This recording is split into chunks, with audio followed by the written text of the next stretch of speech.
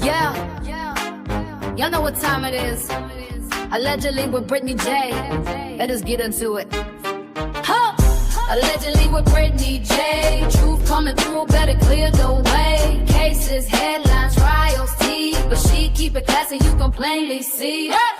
Allegedly with Brittany J. Prayers going up every single day. Mom of 6 with a heart so strong. Real one here, you cannot go wrong. She do not gotta scream, she do not gotta fight. She let the facts talk loud, every move she make. From the missing in the trials to the news that breaks, she bring truth to the table, yeah, that is her lane. She lets people talk, lets opinions ride. Open to the what ifs from the other side. Speculation cool, when the respect stay true. She gives room for thought, lets the audience view. When the lies start flying and the trolls get bold, she do not fold up and she do not get cold. She respond with class, let the record be known. You can keep that circus, she is staying grown. She got family at home and a purpose in sight. Still showing up strong when the days get tight. And she praying for the people when they need that love. Trying to better herself while she looking above. So tune in close, let the real one stay. It is allegedly with Brittany J.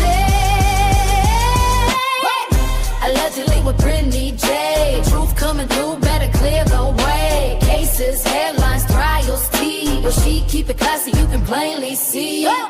Allegedly with Brittany J. Prayers going up every single day. Mom of 6 with a heart so strong. Real one here, you cannot go wrong. Facts matter, opinions, welcome, prayers up. Allegedly with Brittany J. Come, prayers up. Apparently, we got people that like to zoom in.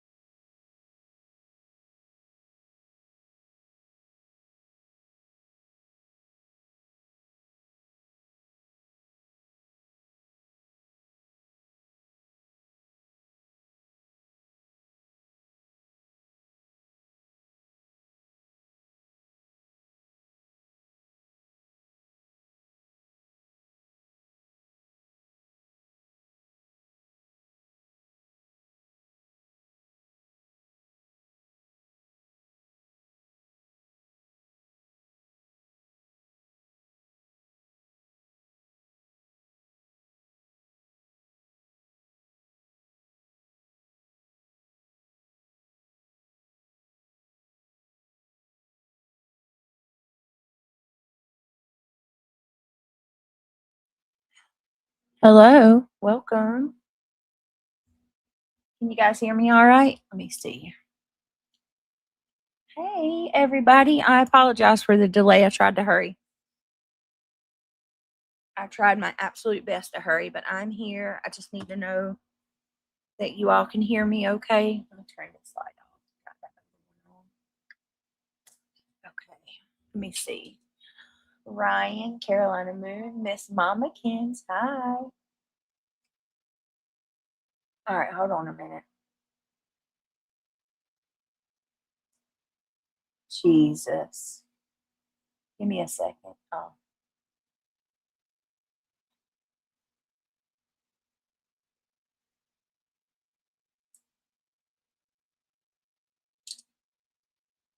All right, so exactly. Okay, let me see. Give me 1 minute. I'm just making sure I got my interview pulled up. We're gonna do Hayden Panettiere. Let me, because the last thing I ever want to do is be disrespectful to a case. Hold on. Or a victim. All right. Hang on.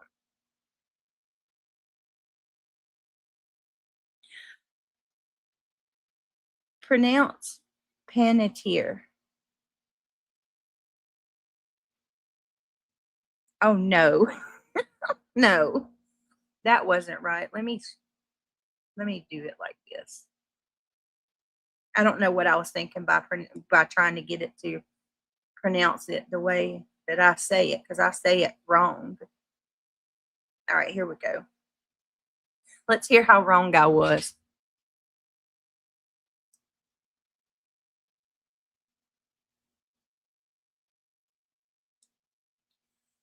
Panettiere. Hold on.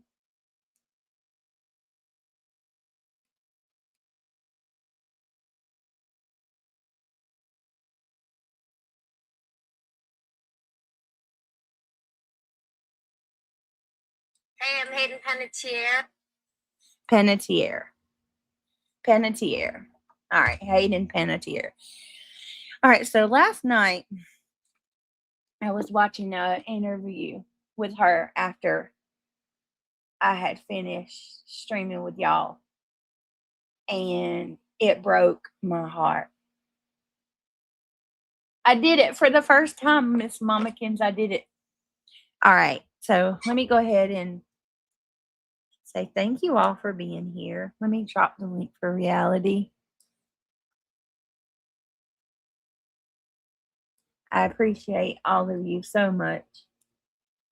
Truly. All right. Let me see.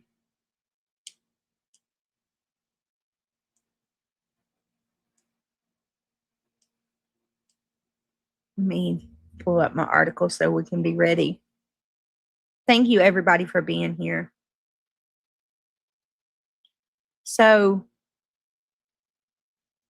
can you please click that thumbs up? Try to get it going. You know what I noticed I do hate? Do you want to be on panel? All right, okay, here we go, y'all. Look who it's not. It's not Jiggy. Hi, reality. It's me. Reality wins. Gee. Looks nothing like Jiggy. Hey, reality. How are you, babe? I'm still hurting. Still? I see the dentist Friday. You what? Friday? I see the dentist Friday. That's the earliest they can get you in? Yep. I'm so sorry. Because it's a new dentist. I haven't, since I've been here, I haven't seen a dentist. So they're new. Oh, wow. How long has that been? Too long. 4 or 5 years. Girl. Mm-hmm.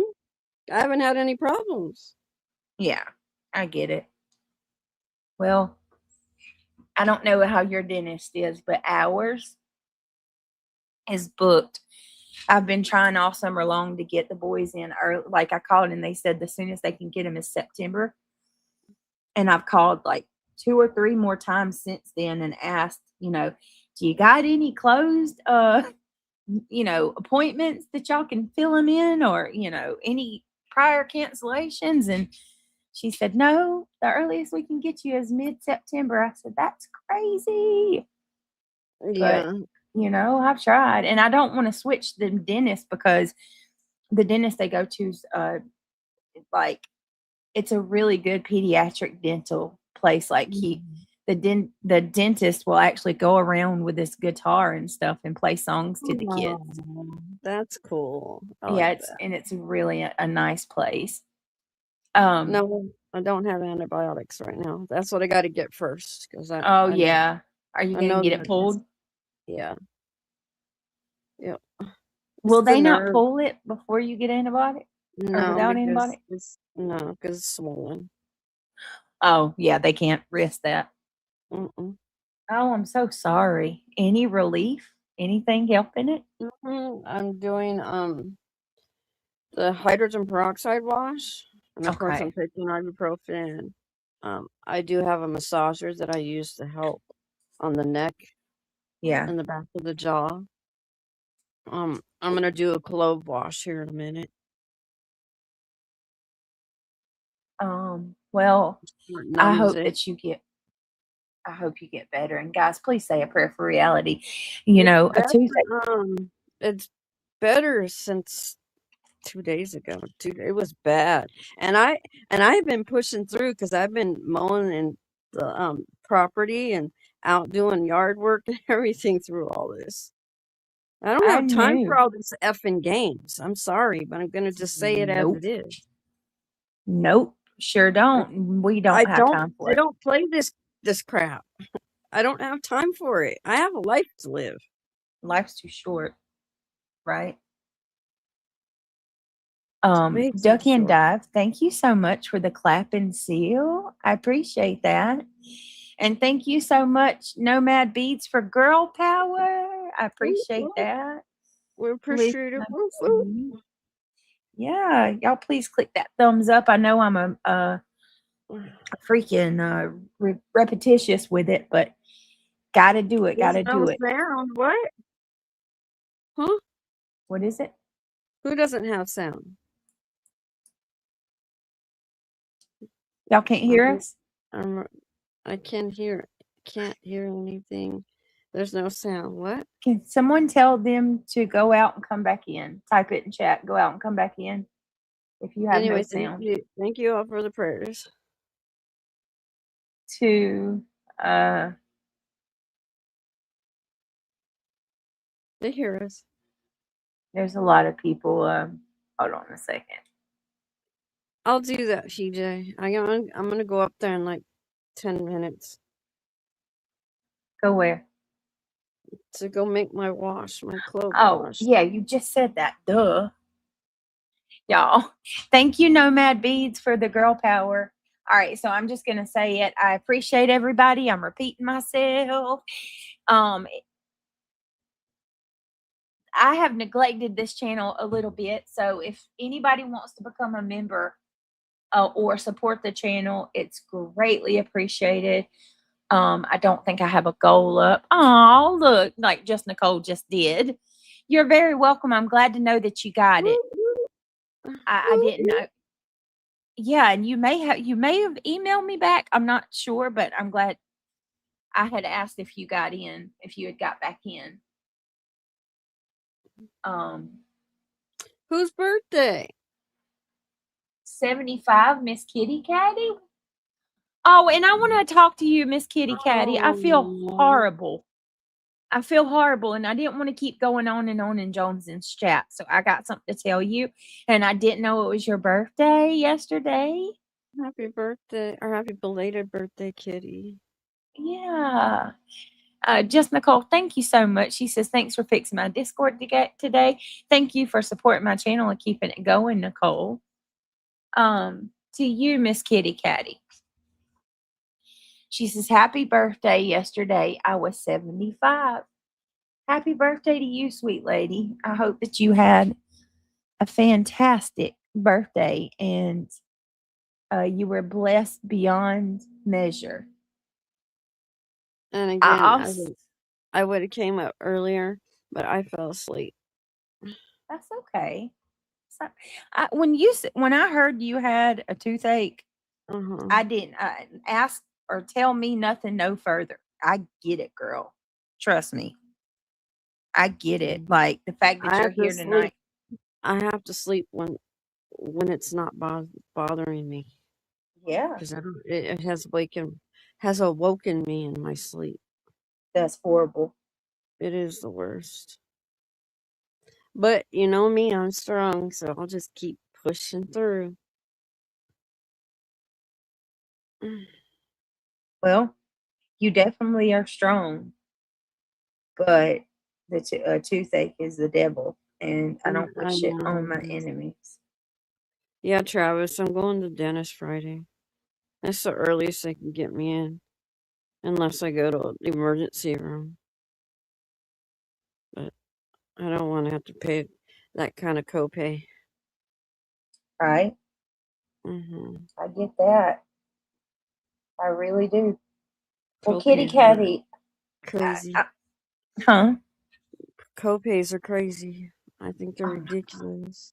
Insanity is what they are. Wrong. Kitty Catty, she's going to address you now. Yeah, so I don't know if any of you were in chat today over at Jones's. Kitty Catty actually went in there and defended me. Kitty Catty, I'm not sure who you were talking to when you said it today, but I had went into Jones's chat with one goal in mind, and that was just to say that, you know, what was done last night should have never been done or said. And when I don't know why, y'all. I don't know why it's like this, but if anybody defends me, brings me up like that, they get attacked. And a lot of those channels, they get aggravated, like, oh my God, here you are making it about Brittany again.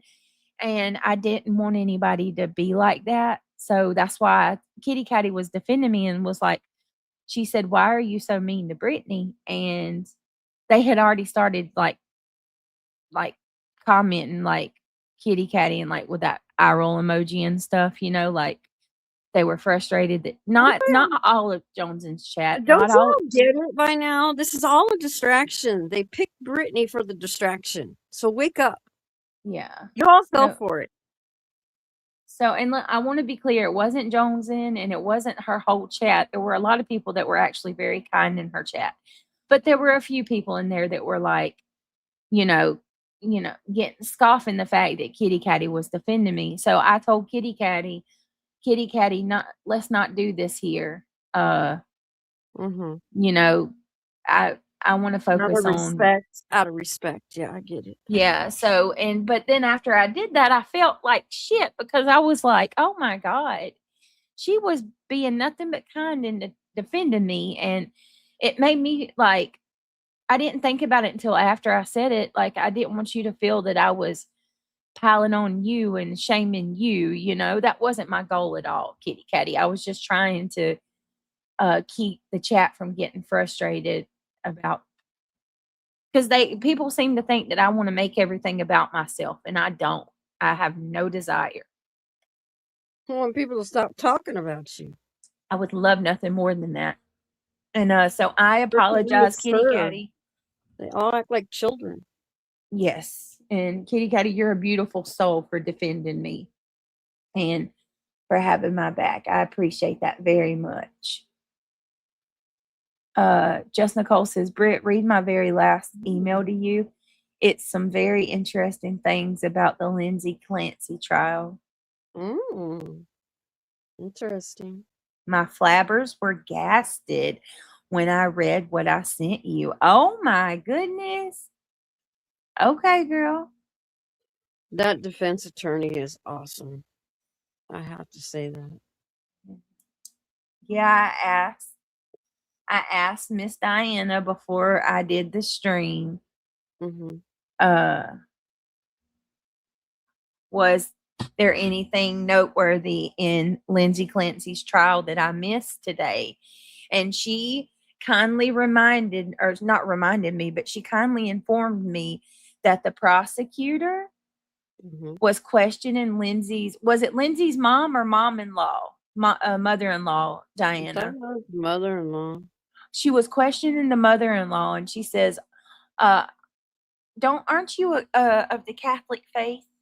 And the mother-in-law was like, yes. And she said, isn't it in the against the 10 commandments? Isn't that one of the commandments, thou shalt not kill or whatever? And Diana said, even the audience gasped. Why would she have that?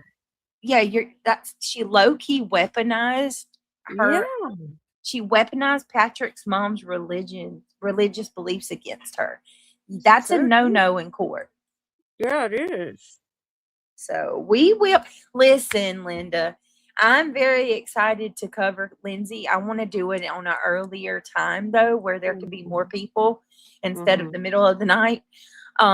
Tomorrow I'm going to aim to cover Lindsay, and we're actually going to deep dive into the weird and strange anomalies with Patrick Clancy, because I got questions now that I know that the investigators, they didn't even investigate him.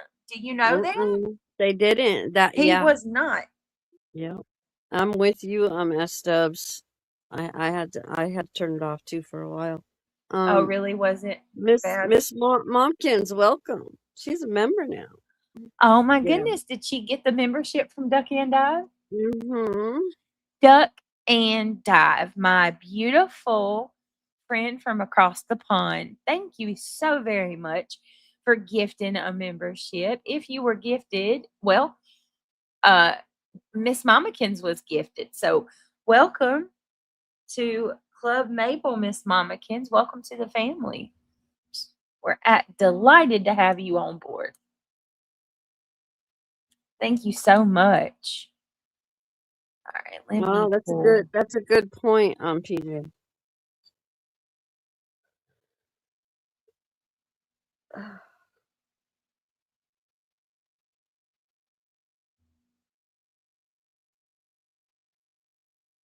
Did you find out that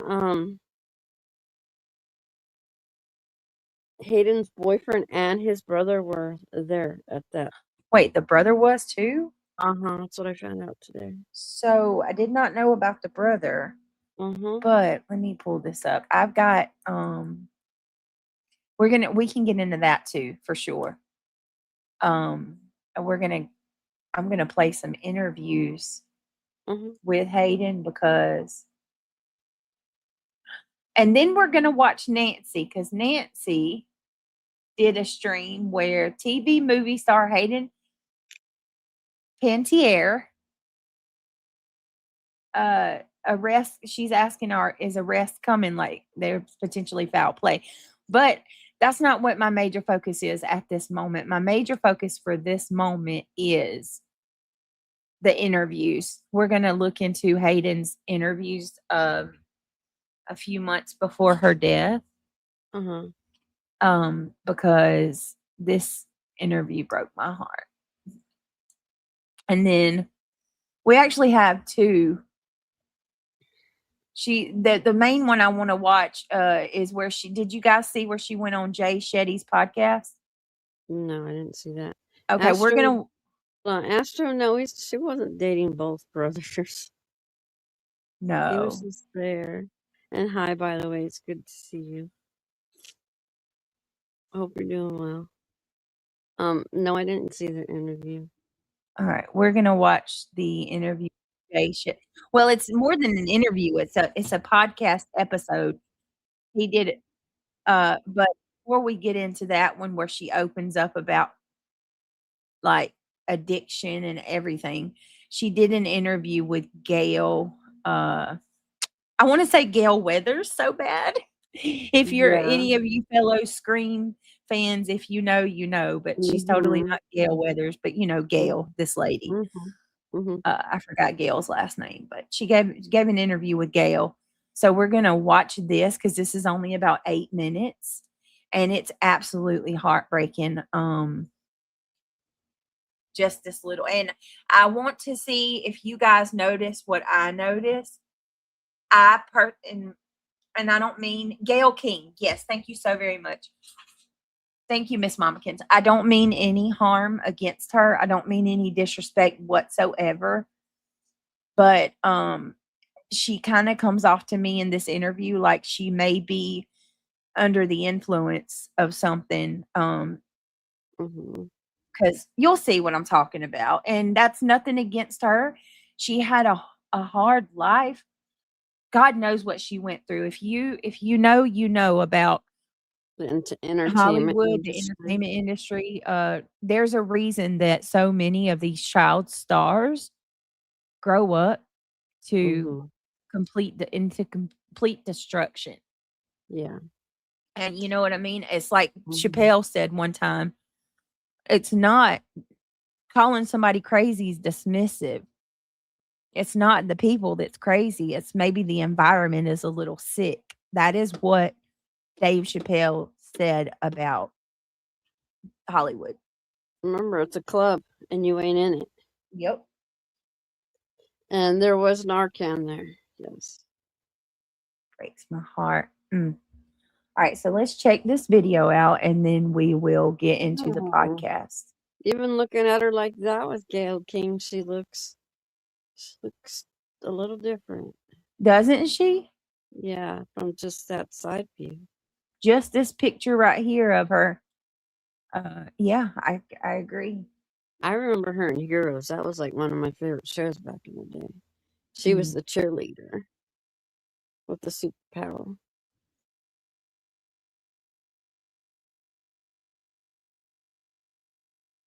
All right, so let's go ahead. I appreciate everybody. Hi, Buckeye Trisha. Brittany, she got hurt and had nerve damage one side. And on one whole side of her body. Okay, thank you for. I didn't know that. Makes sense. That makes sense. And then she That would was explain. on anxiety medication, apparently. She had breast augmentation. Huh. Okay. Samantha. Yeah. Hey, Samantha. Miss Samantha does it right. I think she was unalive for saying too much. Very possible. We're gonna watch that interview she gave with I got it pulled up and ready for us. Hold on a second. The rumor is apparently she dated both brothers. Really? Yeah, that's what I'm reading. Yeah, S-dubs, you're gonna have to deal with how I'm talking right now because it's a toothache. So certain words aren't gonna sound right.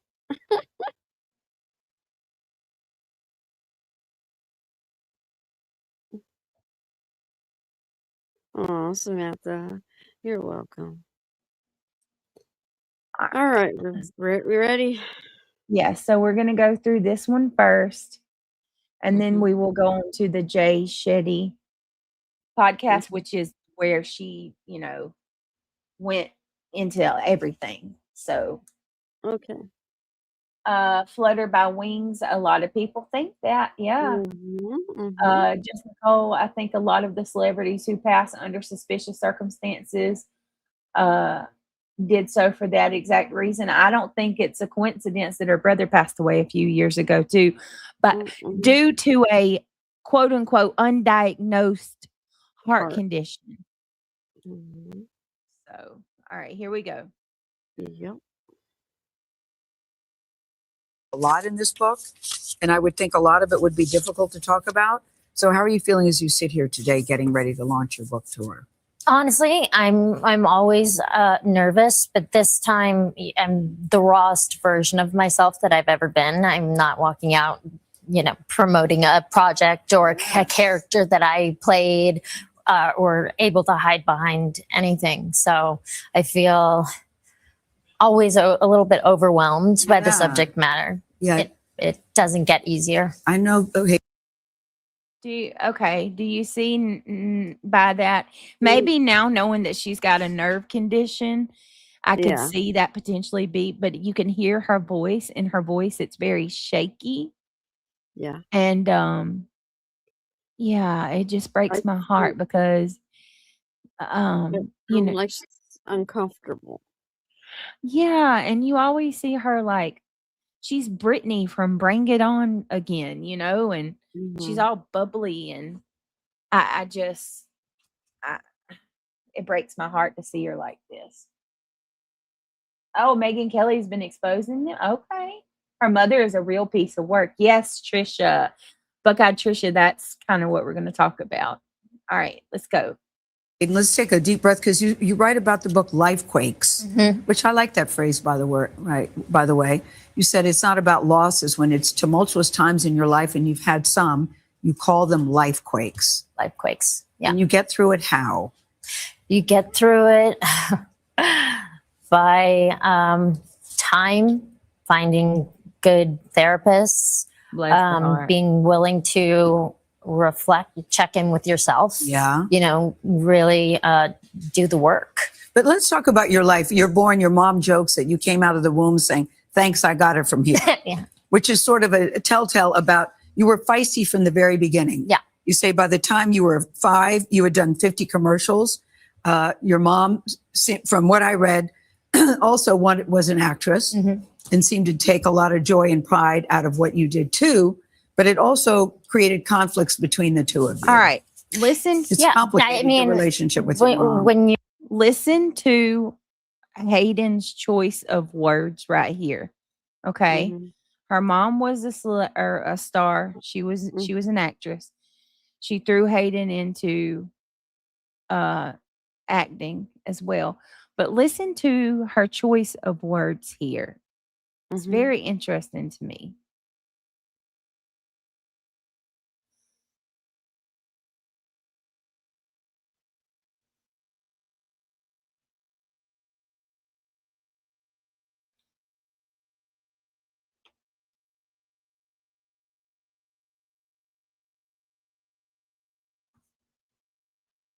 All right, here we go. Conflicts between the two of you. It's Yeah, complicated, I mean, the relationship with your mom. when your mother is chosen to take the 8-month-old baby to the audition rooms, into those audition rooms, and it went from there and progressed into 50 commercials by the time I was 5. I was on a soap opera by 4 years old, and it never stopped, and it was every moment on set. I didn't care about anybody else's opinion but my mom's, yeah. because I knew that if she was unhappy with my performance in any way, that the rest of the day was would be going to difficult. ruin. Yes. It was going to. If she was unhappy with my performance in any way, the rest of the day was going to be ruined. Could you imagine? No. And I want to go back. And now she did the same thing to her brother. He was also put in Show business. show business. I'm gonna go back and listen to what she says again about, hold on, right here. Yeah. Because I knew that if she was unhappy with my girls and 4 years old, 50 audition rooms, and baby Listen to this. there is chosen to take the 8-month-old baby to the audition rooms, into those audition rooms. Huh? She said and it went from there and progressed into 50 commercials by the time I was 5. I was on a soap opera by 4 years old. 50. yes, By the and time she was 5. the choice of wording that really got me was when she said, as early as 8 months, I was put into a dressing room. Yep. That really bothers me so much because she doesn't say, I was put on television. I was put, you know what I mean? I was put into a dressing room. Yeah. And when you think about what happens to child stars and their stories they come out with, things like that, you you got to remember and when somebody's trying to put stuff out too, they'll speak in riddles or they'll say things, that without outright coming out and saying it. And I just thought, that was an interesting choice of words that she was throwing. Let me play it one more time. 2001 was a year that most people will remember for the horrific tragedies that shook the world that fateful September morning. What the hell? That's not what? Whoa, what do you Hold want? on. Oh, Oh my gosh. How did that just happen? How did that happen? We know all about that. We won't go there. And cannot We play have got to that. the point where literally anybody How can build a did fully that working happen? app without knowing how to code. This is Base 44. What? This is a first look at the current That's what they industry-leading put on the AI. ad. Y'all, That was an ad. that wasn't what? Was that an ad or was that a yeah? That was it skipped to a documentary. Yeah, that's weird. Wow. I didn't even hit anything. Decool, yes, be encrypted. That's it.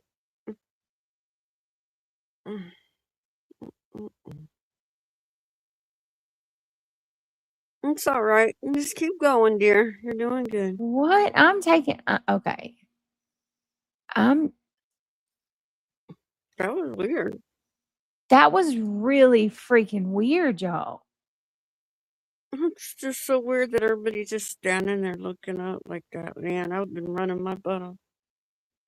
Miss Mamakin says you are good at this. Thank you. I appreciate that. Hey, D cool. Yes, being cryptic. D'Amico, you're back. In that podcast, she even said that she was finally looking forward to life again and seemed hopeful. She sounded like she was in a good place. Those weren't her exact words. It was hard. I know. Crazy.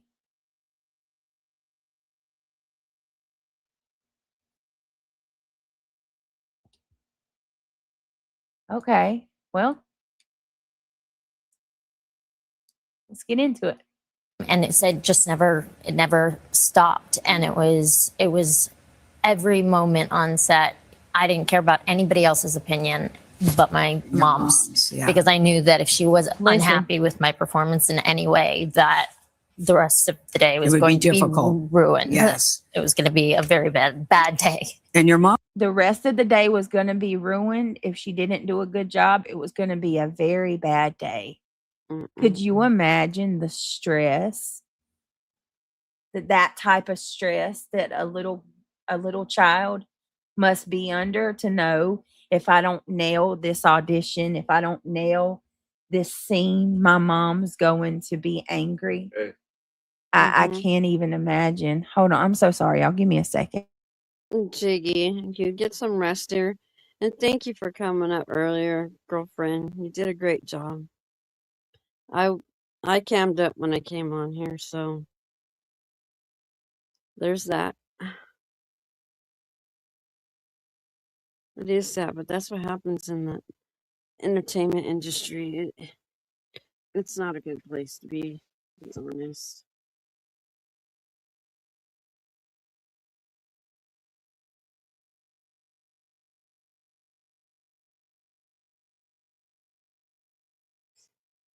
You did a great job, Jiggy.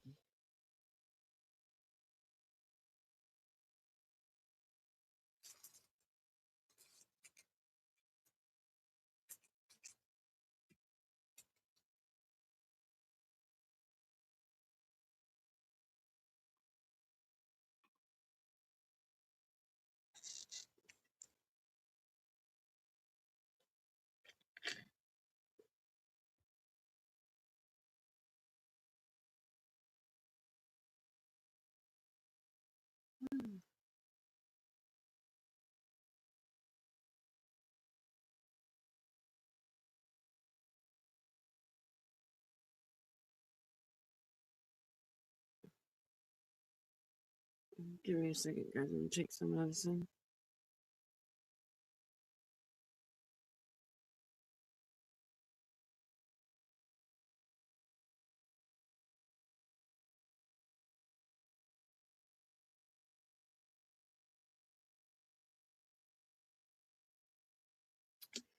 It does, Trisha.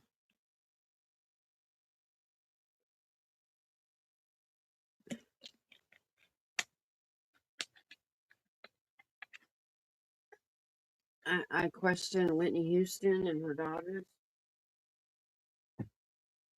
deaths as well. There's a lot of them I question. I even question Robin Williams.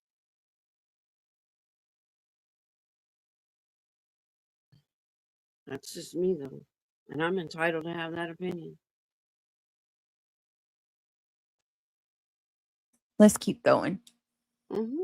I can't even imagine the kind of pressure she was under. It was tough. You had a lot of, this is what got me, your praise for your over the top performances, which you think is a good thing. But what happened when you get the praise for being over the top in your performances? Yeah, that's something that I realized that just I had been crying once people figured out that I could cry on cue the way that I did. It was in everything, literally every scene. And it went from being a kid and having to imagine just that your pet passed away or something. But then as I got older, the imagery became darker and darker and darker. And the emotion that I had to hold within me in order to get those trigger tears going. And it became harder and harder to jump out of it.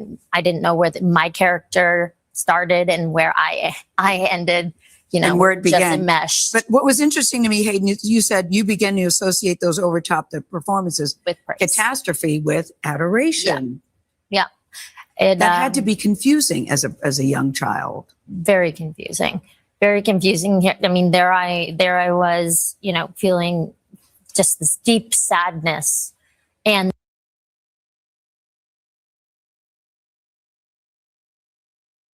Hang on, let's go back. What did she just say? Hold on. Let me go back a little bit. started and where I ended, you know, And where it just began. enmeshed But what was interesting to me, Hayden, you said you began to associate those over top the performances, with praise. catastrophe with adoration. Yeah. It, That had to be confusing as a young child. very confusing. Very confusing. I mean, there I She confused catastrophe with adoration.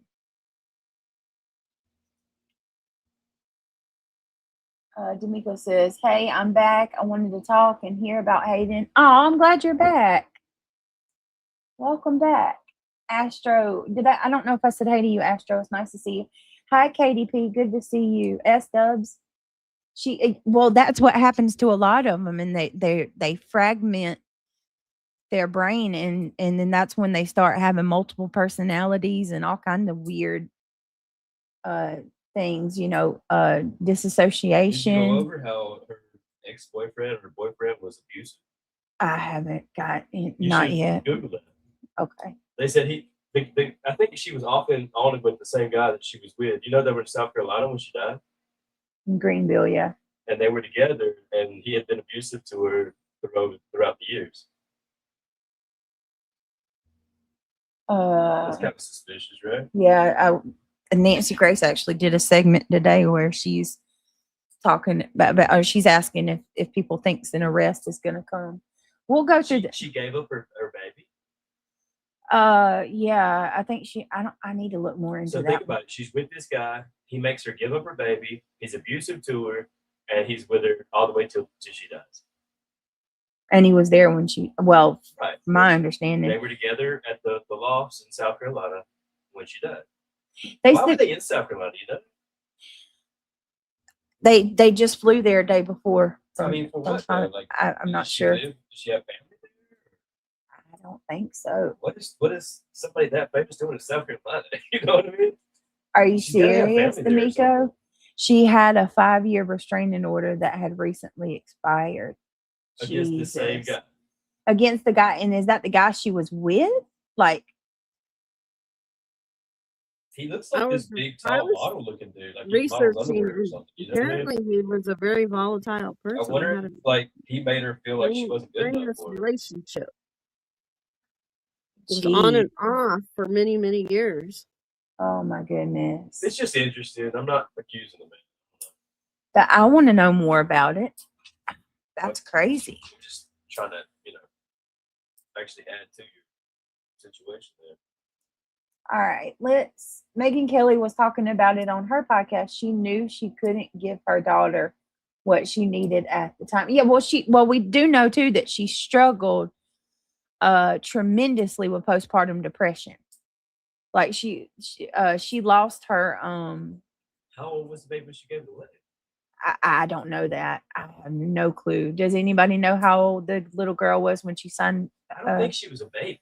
You know what I'm saying? custody I think over? she had her for a while, and I feel like the guy had a problem with it. Maybe so. Maybe so. Oh man. That's just Craig, you know. She was older, Miss Mamakins. See, there's a rabbit hole. This That ain't definitely postpartum. If the baby's 3-4 years old, that ain't postpartum. this definitely isn't gonna be just a one string. That's for damn sure. There'll be multiple we'll do on her.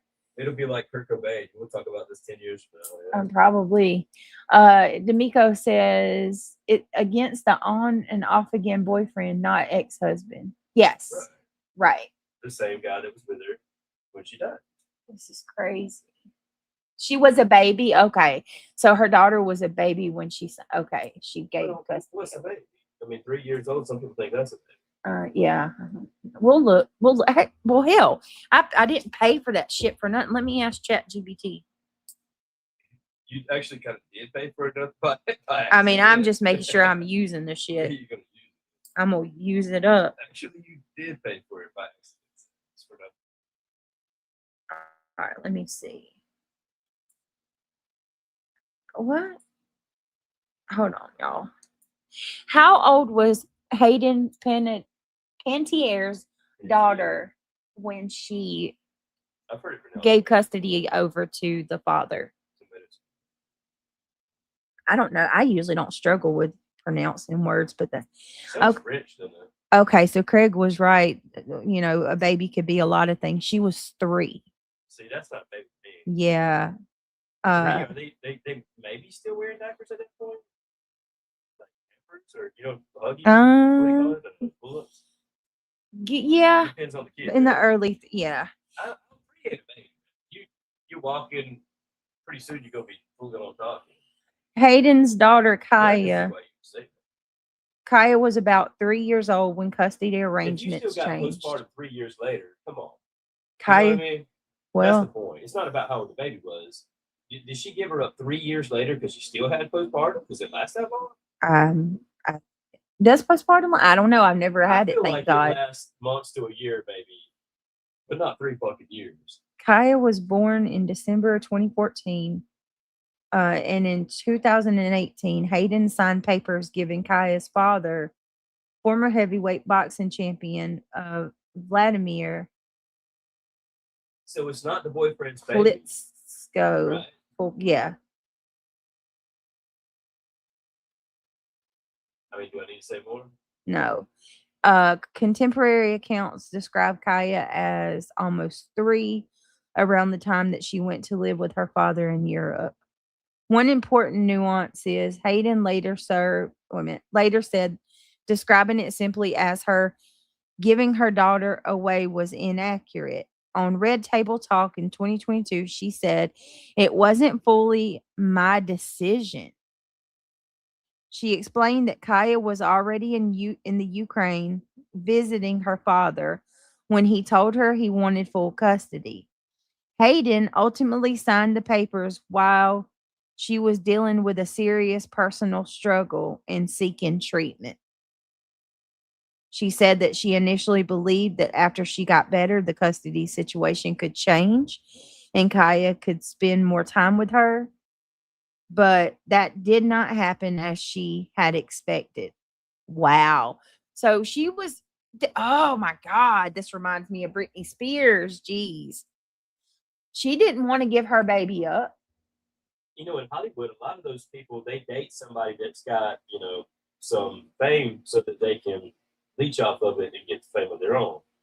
You hear about it all the time. They're like, you know, she'll date some, director, you know, get where she needs to be, get some movies, and then she, you know, leaves him within a year because she got what she wanted. You ever see that? Yeah. And the director, some wrinkly old man, you know, sleeping with these beautiful women because they just want a chance. They marry him for a year or two for a shot, you know. So I'm saying, what if this boy is riding her back? He's looking for his shot. He's never getting it. You know what I mean? Yeah. Miss Mamakin said, just wait until you get into the whole Diana Jenkins of it all. She wasn't on Housewives. She is from Bosnia. Okay, y'all got me on a damn rabbit How hole did she now. get tied in with these Europeans? I'm not sure. Where's Hey, she from? Hayden, where is Hayden? Let's see. Hold on. Back to Chat GBT for a minute. We're gonna find out where Hayden's from. Maybe the greater sex cult or Okay. something? Where is Hayden from? Where was she born? The fact that they're in South Carolina, that's Man, odd. this is reminding me of. Okay, And then you never know the truth. They always lie. so What are they Hayden doing in South Carolina? was born in Palisades, New York. She was raised primarily in New York, including the Palisades area and Rockland County.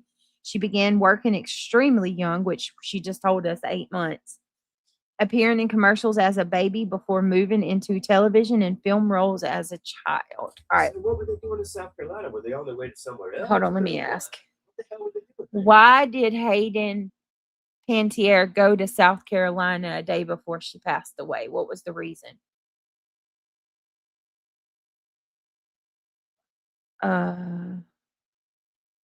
Based on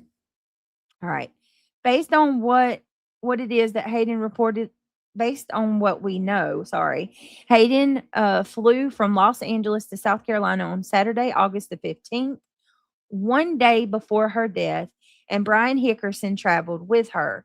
She was temporarily staying at the Judson Mill Lofts in Greenville. The newly released police information confirms that Brian and his brother Zach Hickerson were at the apartment complex around the time of Hayden's death, but neither police nor coroner has publicly said why Hayden and Brian made the trip to Greenville, so we don't know. Well, you know, maybe you know, that flight was probably 6 hours or something. How far from one side of the state to the other? It's at least I can't remember. I've done it before. I want to say that's a long ass trip. You know what I mean? Yeah. Maybe they did that. They stopped there, and then they were going to go back to New York. You know what I mean? Well, listen to this. It says there's one potentially important piece that I dig into. Brian Hickerson's connection to South Carolina and whether Judson Mill apartment belonged to him, his brother, another relative, or someone else. That could help explain why Greenville specifically. Yeah, it's 4 to 5 hours. So maybe they decided like, okay, that's enough. We'll sleep here and then we'll go from there to New York. Jiggy's got the answer. Her friend was performing next door to the apartments. There you go. It's weird that she was with the brother was there too. Okay. Friend to fly across the whole country to go see it. D'Amico says that's all allegedly, and that Diana woman is very litigious. So I would be very careful. Yeah, we don't know anything. I'm not putting out anything as fact. We are just Who's that? brainstorming. I guess she was a friend. Miss Mamakin says we definitely are going to have a series, Britt. I'm telling you, girl.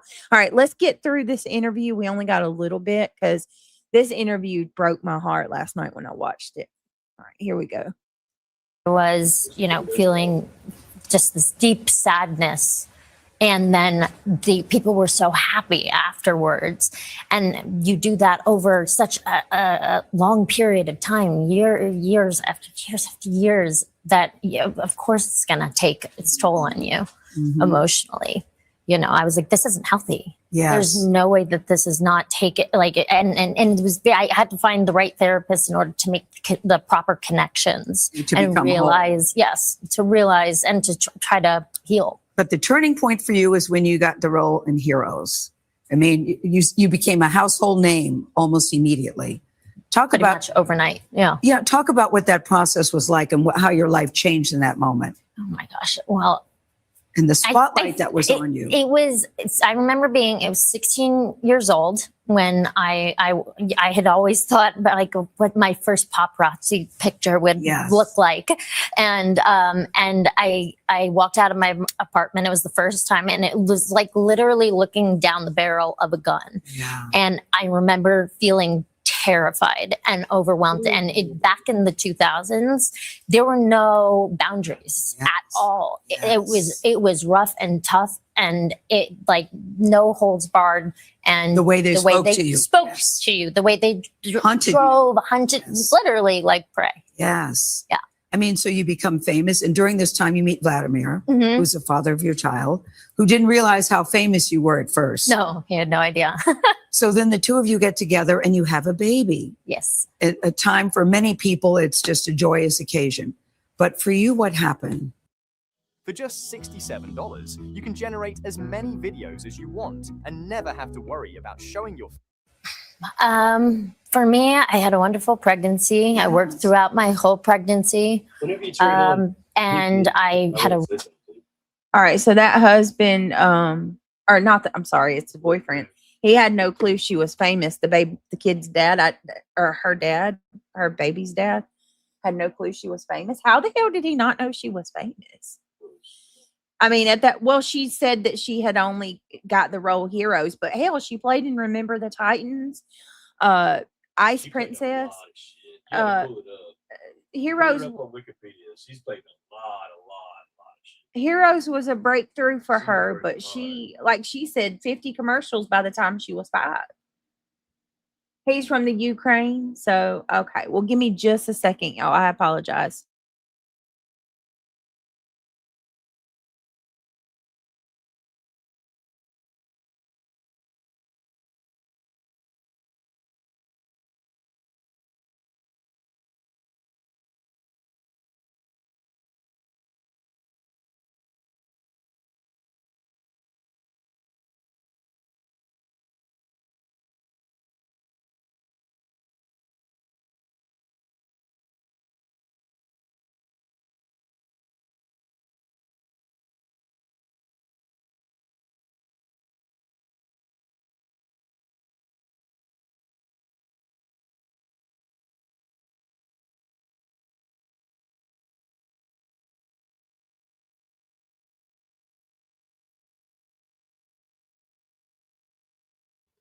Oh, she looks beautiful there.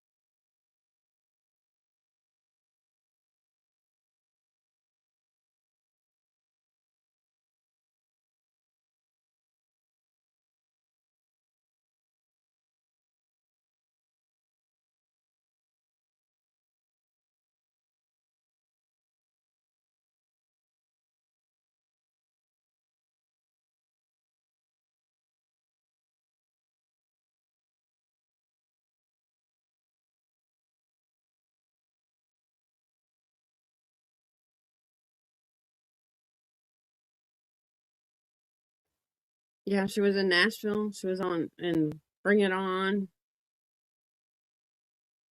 Of course, she was in Heroes.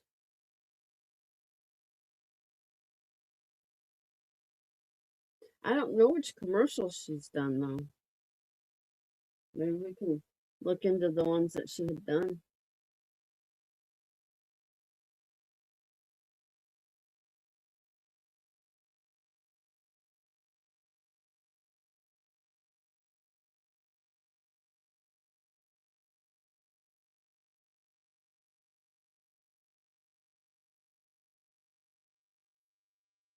All right.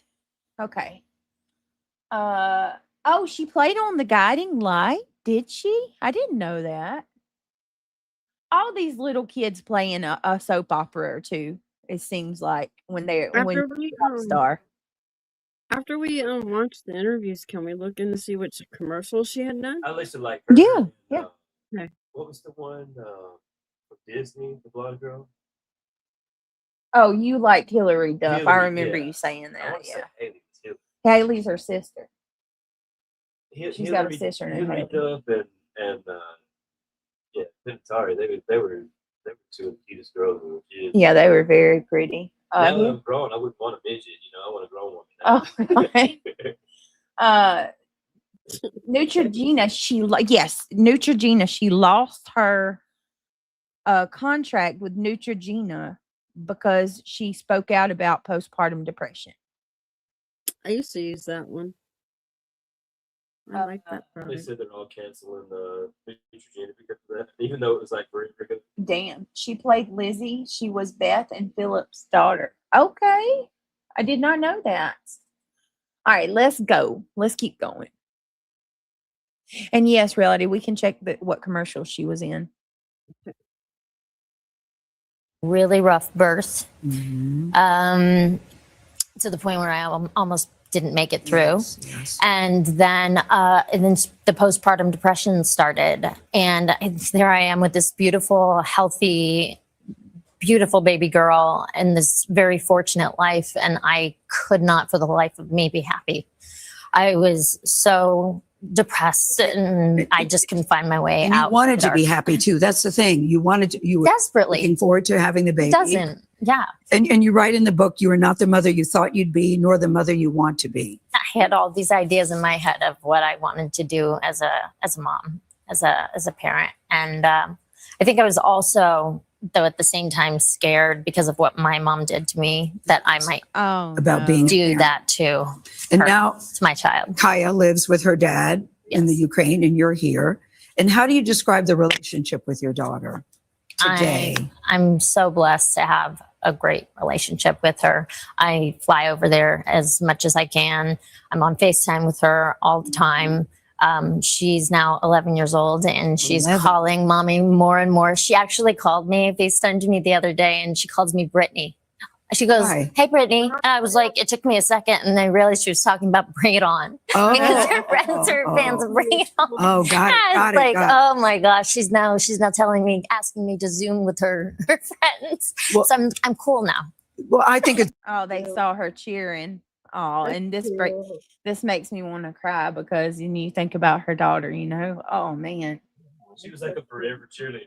Yeah, she said her daughter was calling her Brittany the other day when she called her She's 30 years old, because still wearing a cheerleader outfit. yeah. And it makes me so sad looking at her too that she's 36 is She pulled it off good, I man. say I'm old all the Like, time, but 36 is not old, and she aged substantially and stress will do that to you. Don't get me wrong, she's absolutely gorgeous even in this She was interview. still good looking when she died. Very pretty, but you can tell that there was, the more I hear it, it reminds me of Britney Spears, even though Britney Spears, what's the word I'm looking for? She kind of spiraled more than Hayden. Hayden kind of kept it together a little more. It still was similar. I'm telling you, there's a reason why these child stars, there's so many of them that go south. And to hear her say that one of the reasons that she was open to letting the father have custody is she was afraid she'd be like her mom and she was so scared she was going to do to her kid what her mom did to her. Like shame on that mother for that. Britt, her on and off again POS boyfriend was with her in the room when she was found. So he was there. Yes, He they had both- several DV charges. I can't wait for the toxicology. Oh my God. Yeah, they interviewed him, and they said there was the Narcan was there. I have an interview where it goes more in depth of their reaction when they were doing the CPR on her. The boyfriend's reaction. It's kind of weird. Miss Mamakin says 36 is prime. I'm 52. I do anything I can to stay healthy inside and out. Or I do everything I can. I know that's right. I got to do better. Yeah, you guys are still babies. Yeah, but I don't want to look like you when I'm 60. Shoot. Girl. I don't think you realize how unique you are. Thank you. I'll never forget the time, just like kind of off topic for 2 seconds. I'll never forget the day you told me that you were 60. Reality, I thought for about a week that you were lying. I was like, there's no way she's hiding her real age. Like there's just you don't have the voice or the look. Thank you.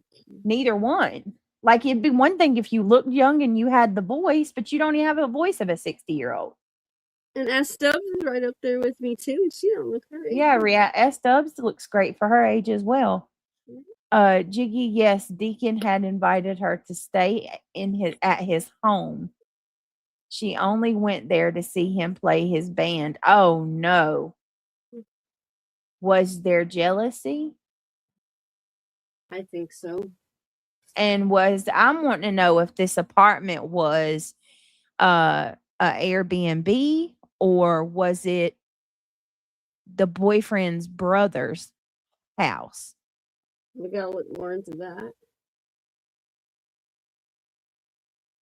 Buckeye Trisha said, I'm 64, and I said, you don't sound 64, Trisha. You actually don't. No, she don't. And I want to know if she dated both of them. Yeah, what? Let me see. I know ChatGPT doesn't know everything, but it skims the internet, for answers. So let's see. It's worth asking. Hold on, let's ask ChatGPT. It's a good question, Astro. Possibility. Did Hayden Panettiere date Brian Hickman and his brother? Zach. I think it's Hickerson. What is his name again, y'all? I think it's Zach. Brian and Zach. Hold on, let me go back to my Hayden stuff and I'll tell you. Brian and his brother Hickerson. Okay, let's see. Yeah, Hickerson. Did Hayden date Brian and Zach Hickerson or just Brian?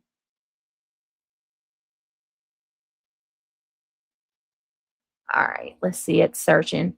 From the reliable reporting I can find, Hayden Panettiere dated Brian Hickerson, but not his brother Zach. Oh. There was a reason people wondered about Hayden and Zach. In September of 2019, after Hayden and Brian had separated amid Brian's legal troubles, Hayden was photographed holding hands with Zach in New York City. Oh, that sparked reports that she might be dating Brian's brother. However, a source close to Entertainment Tonight at the time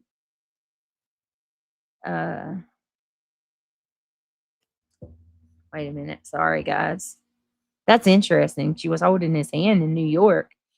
That sparked reports that she might be dating Brian's brother. However, a source told Entertainment Tonight at that time, Hayden and Zach were not dating and were just friends.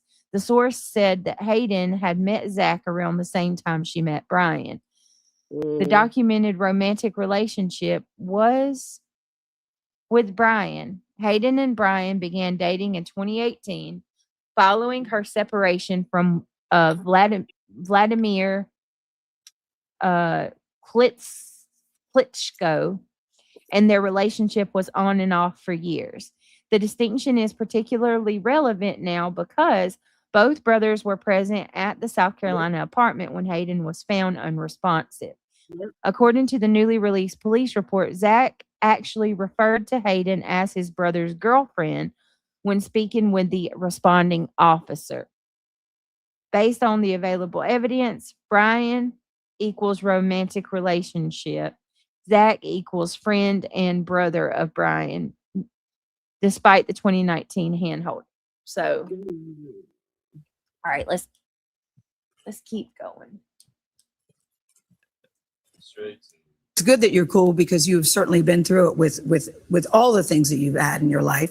What do you want people to take away from this book? Why did you decide to write it? I decided to write it because there was so much stigma. First I said no. I had spent so many years trying to hide as much of my life as I could that it was just a habit.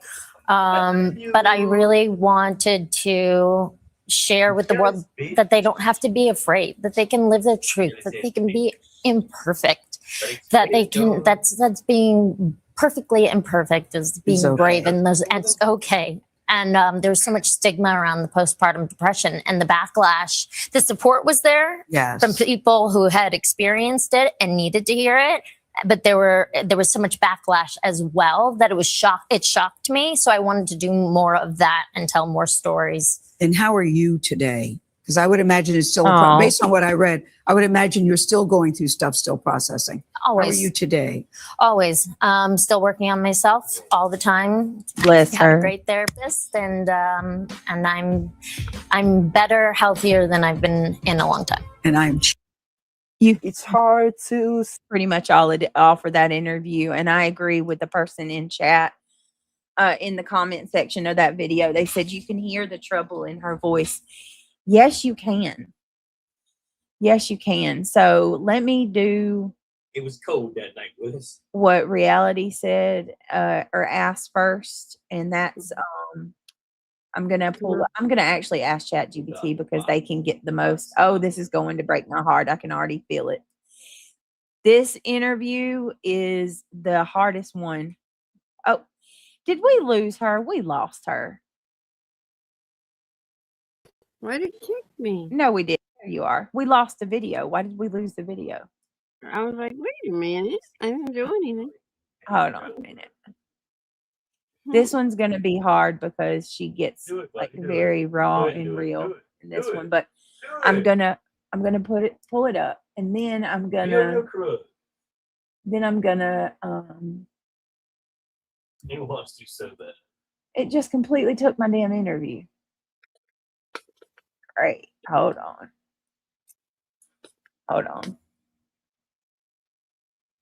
We'll just type it again. And then I'm going to go to ChatGPT and ask about the commercial she was in. Okay. Because I want to know too.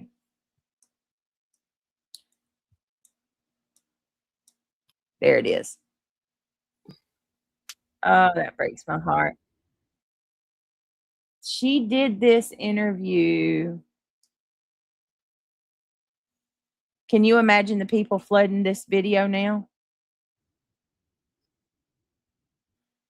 Let me see.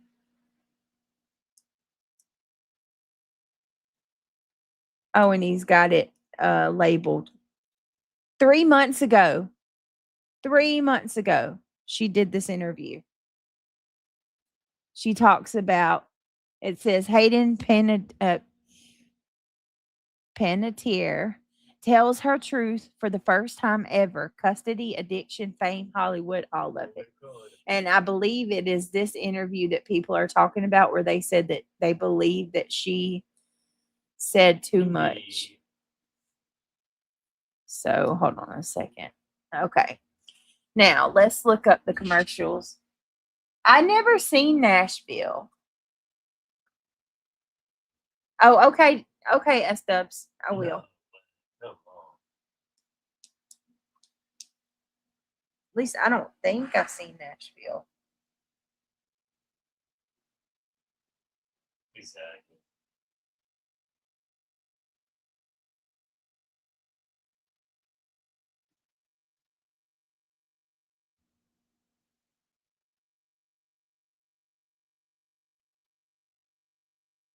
All right, give me a second.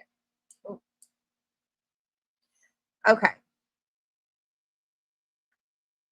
What commercials did Hayden Fuck your mama, bitch. star in? Or what commercials was Hayden He went in her straight lifetime? to it. All right. Here we go. This might be a long list because 50 by the time she was 5, y'all. Exactly. They didn't All right. care.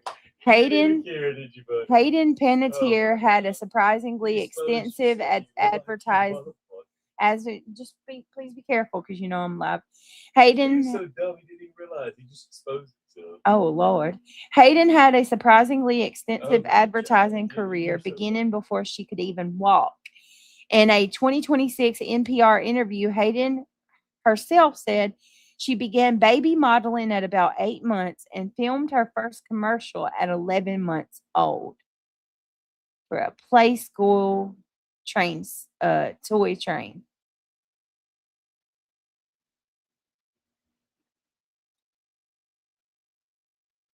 All right, let me see. So her very first one was 11 months old. That was the very first commercial. It was selling that baby Hot Play Wheels School set. was the first one. She did a Wendy's commercial reality. Hayden appeared in 2 Wendy's commercials. The founder with founder Dave Thomas. When she was a young child, she actually watched one of them during her 2023 Entertainment Tonight retrospective. She did a McDonald's commercial in 97. Okay. Hershey's Cookies and Cream commercial in 98. Oh my goodness. And she would do this because she had thick hair. A NYX Lice shampoo commercial when she was in 1998. Okay. KFC.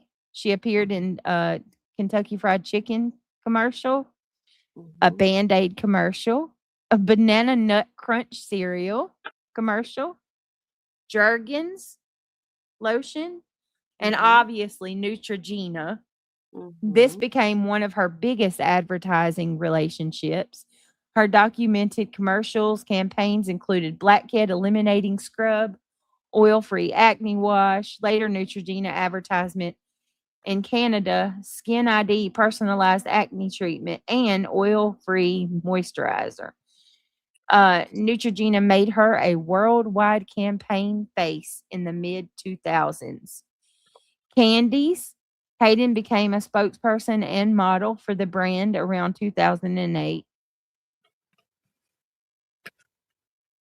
The company also Did you cook any chicken or just that? no, but I can't hold on a second, y'all. Let me see. What is the candies? Candy shoes. Oh yeah, the shoes. My mother-in-law talks about them things all the time. She said she used to wear them. Cotton Incorporated, the fabric of my life. The touch, the feel of cotton, the fabric of our lives. I remember that commercial. There were also print and modeling advertisements that weren't necessarily television commercials, like Aunt Jemima, Dooney and Burke, skin health campaigns for the American Society of Dermatologic Surgery. What's especially striking for the stories you're researching is how young she was when she started. Hayden wasn't simply a child actress who began at 4 or 5. She said she was modeling at 8 months and doing commercials at 11 months. Right. Years before one. All right, give me 1 second, y'all. Years before One Life to Live. Give me 1 second, y'all. She was on One Life to Live? Yeah, so years wait a minute, where was I at? One Life to Live. Uh-uh. Hayden wasn't simply a child actress who began at 4 or 5. She said she was modeling at 8 months and doing commercials at 11 months. Years before One Life to Live made her a recognized child actress. All right, hold on, y'all. That's crazy.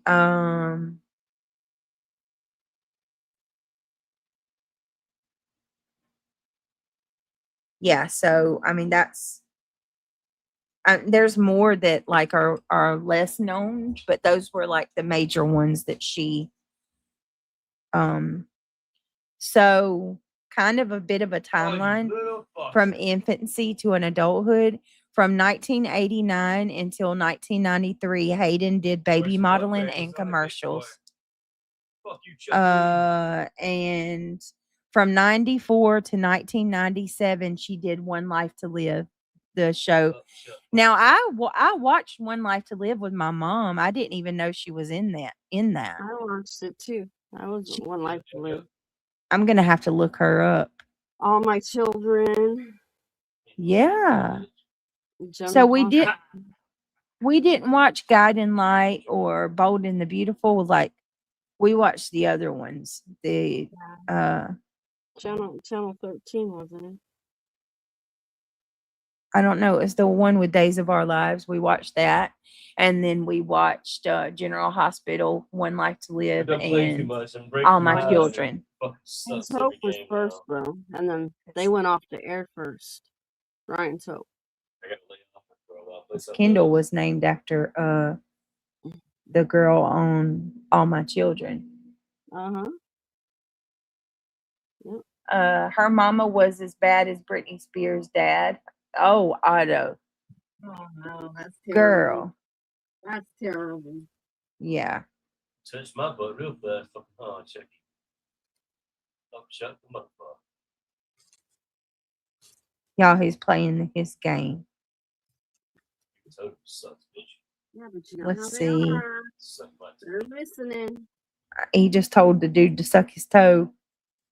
All right, let's keep going. Guiding Light. She played in Guiding Light from 1996 to 2000. From 98 to 2000, Hollywood movies arrived. That's when she really got her, you know what I mean, her stardom. Hollywood movies began to arrive by roughly 8 to 11 years of age. Her resume was expanding rapidly. She voiced Dot in Pixar's A Bug's Life. I did not know that. Did you? No. She was, wow.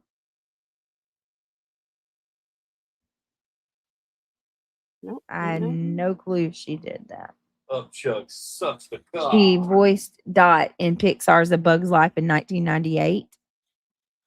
Subsequently worked on Dinosaur, If You Believe, and other projects. Then came one of her best known childhood roles. She played, and here we go, Diane, are you still with me? She played Cheryl Yost in Remember the Titans in 2000. One of my all-time favorite movies. She was the coach's daughter.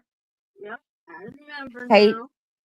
she was 10 years old, reality, when she made that, alongside Denzel Washington Yep, and a large adult cast. that was a good movie. Very good movie. Me and Diana were talking about that movie tonight. By the way, just because I told her, I'm going to tell y'all too. Most of you probably have. But if you like Remember the Titans like we do, Friday Night Lights is also another good movie. Was she in it? Friday No. Night Light, no, but it's a movie very similar, kind of similar to Remember the Titans is, high school football. It's so good. Such a good movie. Okay, so increasingly Hayden remembered this period extremely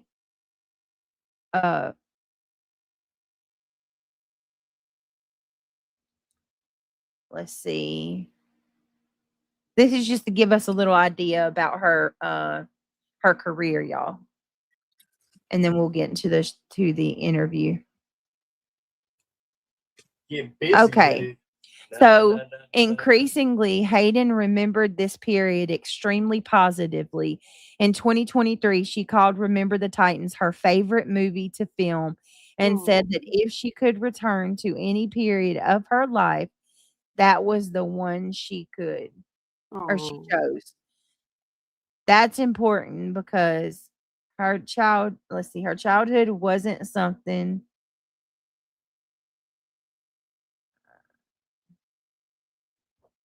Sorry, let me see. I just lost my spot. Her childhood wasn't something that she uniformly described as miserable. From ages 11 to 14, essentially continuously working.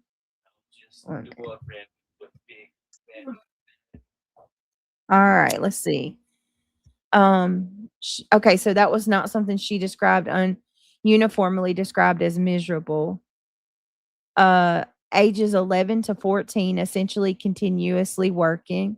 Her credits kept accumulating. Joe Somebody, Ally McBeal, Normal, Raising Helen, Tiger Cruise, and other television and movie appearances. Wow. At 14, the Los Angeles Times was already profiling her as an unusually experienced actress.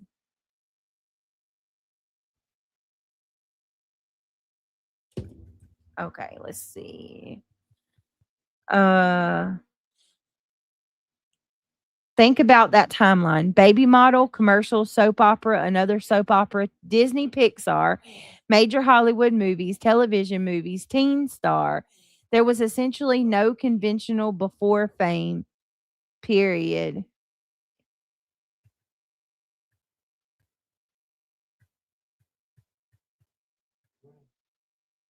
Um, 15 to 16. This is where her later story becomes much darker, y'all.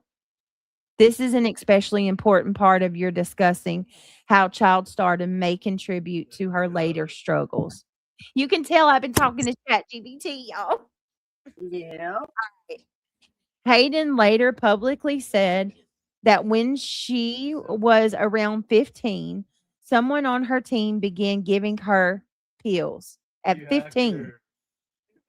People reported her account that she was introduced to substances by someone in her professional circle during her teen years.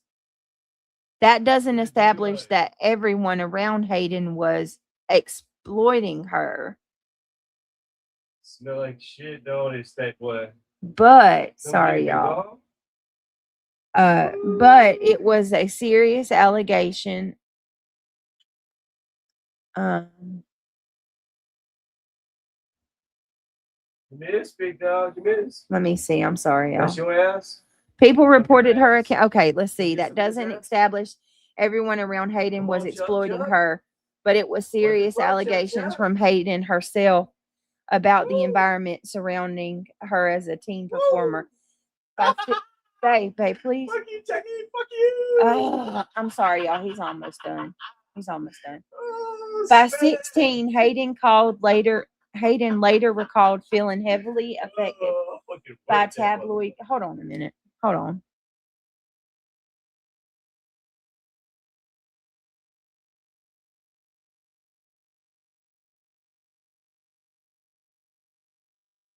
Hello, Katie Horton. It's good to see you guys. If you don't mind, please click that thumbs up. It is so sad, D'Amico. So sad. Okay. At 16, Hayden later recalled feeling heavily affected by tabloid coverage and stories about her. She told US Weekly in 2026 that she felt that there was a, quote, big target on her back.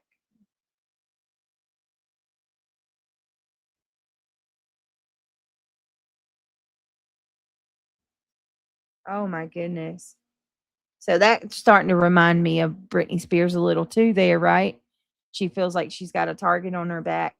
At age 17, Heroes changes everything. In 2006, at 17 years of age, Hayden landed Claire Bennett on Heroes.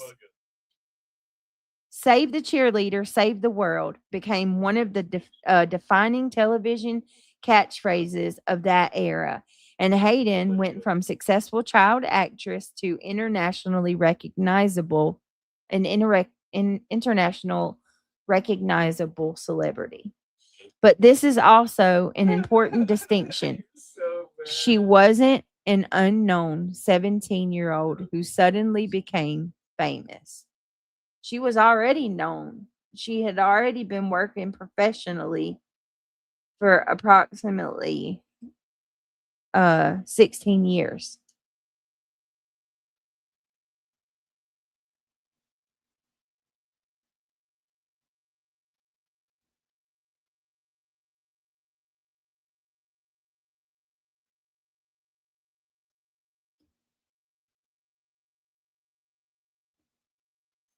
All right, let's see. What Hayden eventually said about losing her childhood. This may be the strongest material for the discussion.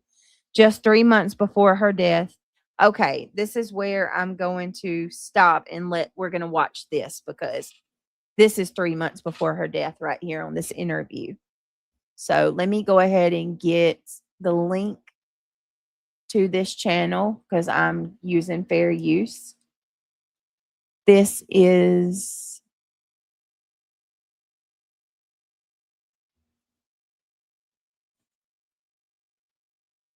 let me see what their name is just to make sure that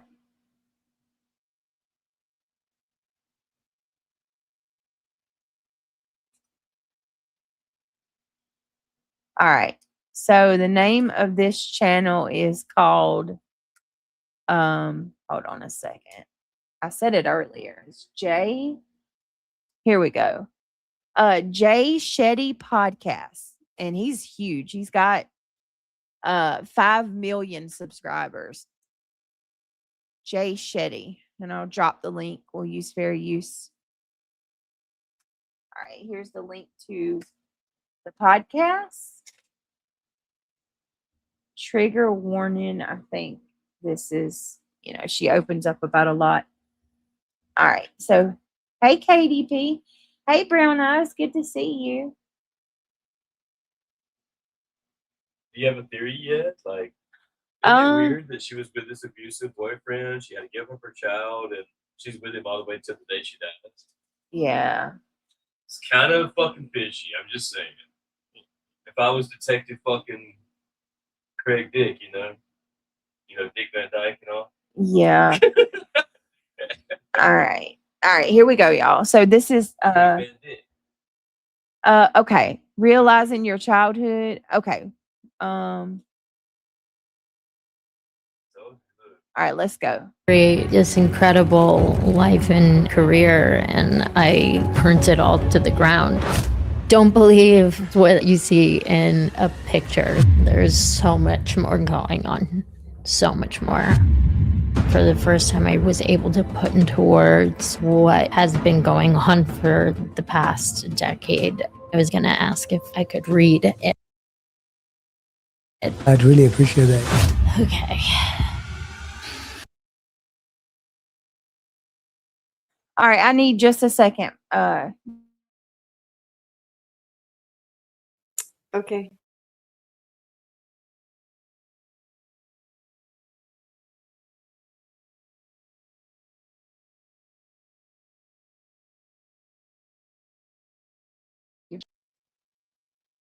Hey, can you hear me? Can y'all hear me? All right, give me 1 second.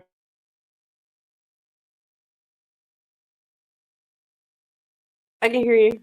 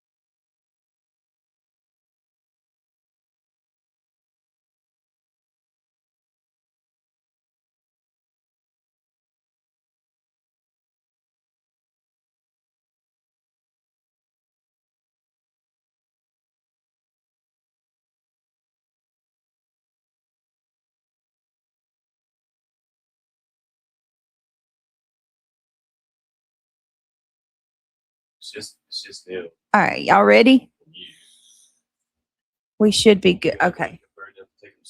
Ready.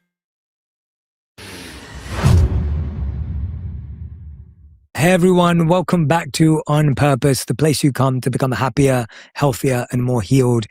Today's guest is one of those stories that I believe allows so many of us to understand more deeply, to expand our compassion, to recognize the value of. Hang on a minute. He's famous too, right? This guy? I know I'm not crazy. I've seen this dude. He's not as famous as her. No, but he's and I'm not. They climb the ladder. They try to get with somebody higher in hopes that they get better. And if they don't, like they start to blame it on that person. And I don't have reality, or do I? I do reality. Do you recognize this dude? Remember, I what was recognize the him. I do. I recognize him. Ice Cyrus. Yes. And then all of a sudden he got all the movie roles and he dumped her. Yeah. That's how it works. And usually it's the girls that date directors, but it works both ways. Sometimes the boys will date like I just said. Listen, I don't know if this is true or not. Okay. That's how you climb. But I believe it. I believe this. I know Craig believes this because we've talked about it several times. I know reality believes this too. That Hollywood dates Hollywood. They have to date each other. Like, it's rare that you'll see one date somebody that's not another person that's not famous. And I believe that some of them are fixed marriages, like Jada and Will and Jada Smith, Will and Jada Smith. It's long been told that they were just like, Yeah, sometimes they're not even straight, but they're together. they're not. They don't even love each other, but it's like a facade.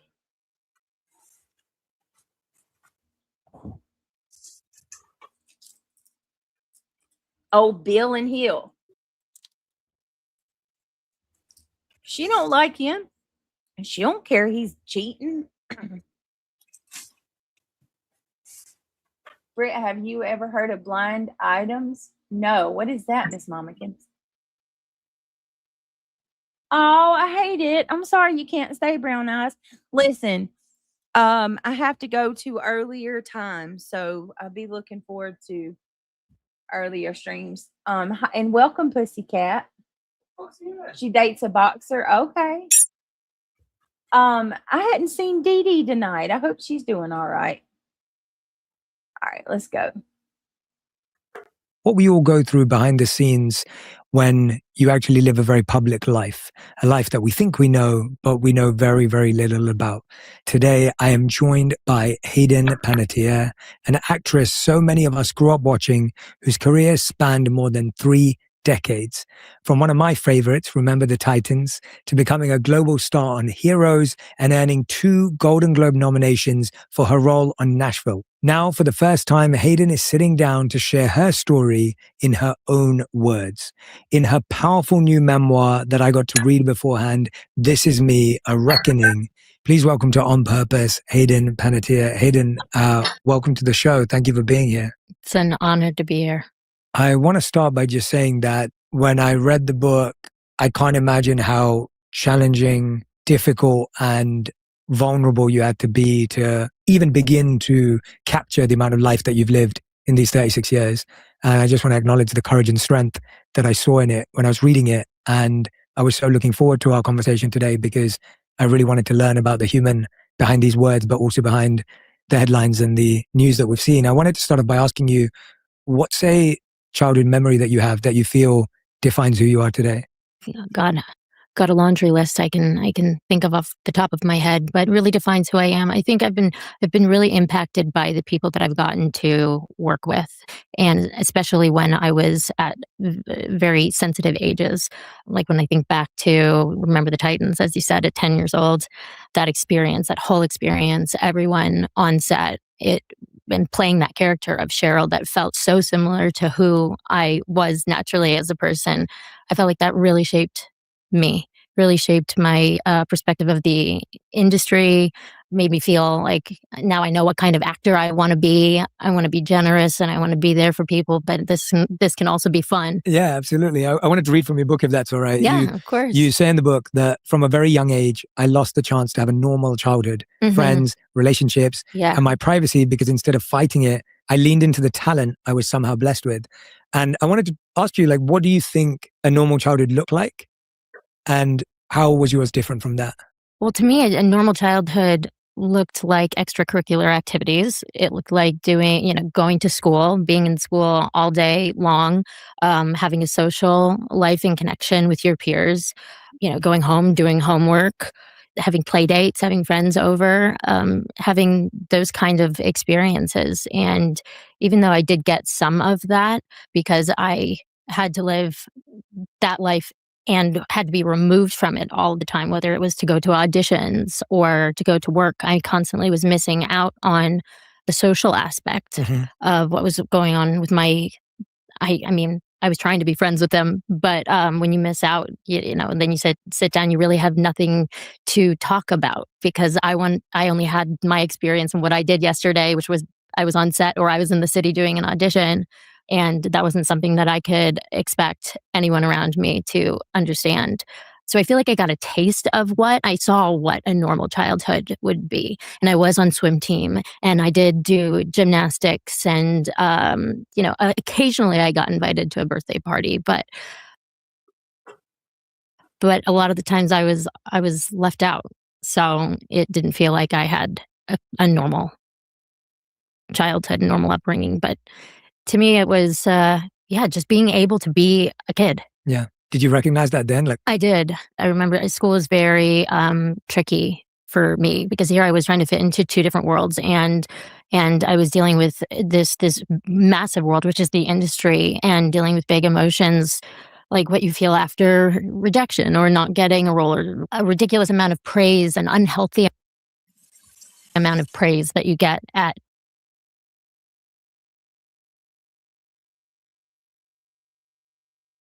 So remember, she's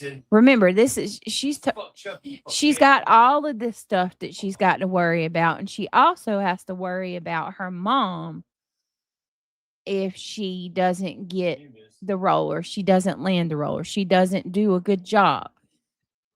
All of that and the social pressures. Let's just be real. There needs to be a lot of tighter laws in place and regulations when it comes to child stars, because you're throwing these kids into an adult world and expecting them to hold an adult schedule, do, work adult hours. It's and then like she said, she can't even when she did get to go to school for, maybe 3 months before she got pulled out again. What's she going to sit at lunch and talk to the girls about? She can't relate to them on anything. She don't know who anybody is because she's not there enough. I can't even imagine. And then, how many times have we heard about, when they're celebrity or they're doing commercials and things like that, and the kids at school catch wind of it, they bully them. They get bullied for it. It's so sad. It's I truly think sad. child labor laws should apply. Agree. Huh? Child labor laws should apply. Damn it, my phone. I don't know how I muted. I said, yeah, I agree with that for sure. Did I talk the whole time and y'all didn't hear me? Or did I just mute for 1 second? Extra Pickle says, I worked for Ellie and so many. I love your picture, by the way. I worked for Ellie and so many of them either date, have affairs, or have been married or are. They work long shifts and it's a known job that is known for cheating. Not the same, but it's a group. No, I get it. Same here. Like with celebrities, they have their thing. Right, the same careers and stuff. Yep.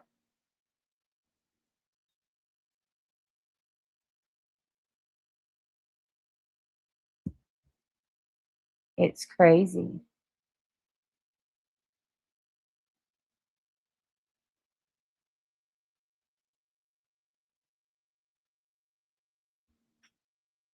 Oh, you fucking. All right, let's cocksucker, keep going, y'all.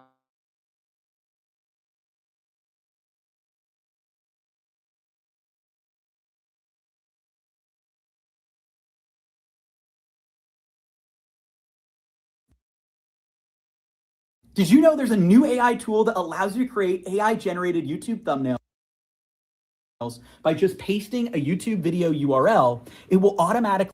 Was it ever clear what the reason the teacher who bullied you was, or did they ever have any interactions with your family? Or No, I mean, first of all, kindergarten is way too young to really do anything wrong. I mean, I remember when 100%, the yeah. first time she ever bullied me was the very first day of kindergarten, and we were coloring, and they had the crayons in these wet wipe boxes, and they said, wrap it up, everybody close the boxes, and as being kids, it became a little bit of a race of who's going to close it first, and I went to close one, and another girl went to close it at the same time, and it went on her finger. Yeah. And I apologized profusely and felt horrible about it. And I remember her best friend walked up and said, yeah, but we have to tell on you. And my heart sank and I didn't know how it was going to go. And they walked up to the teacher and told her, and I looked at her and I said, it was an accident. And she looked right at me and she said, oh, it doesn't look like an accident to me.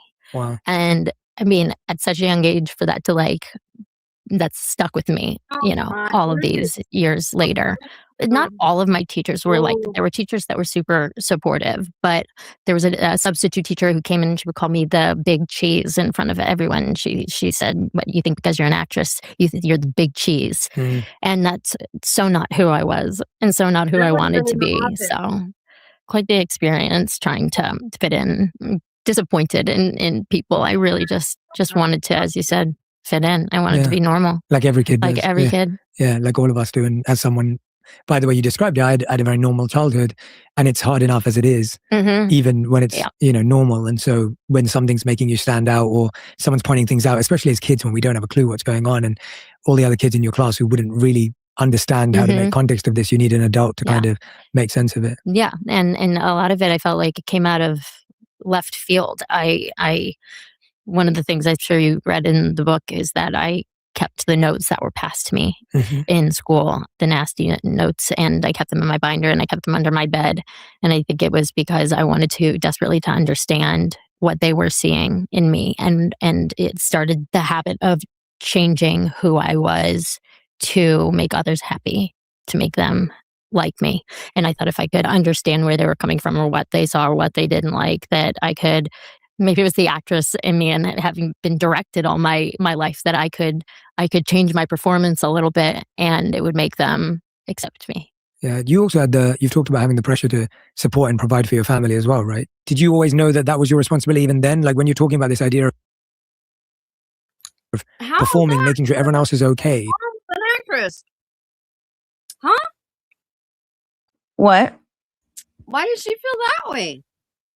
Because she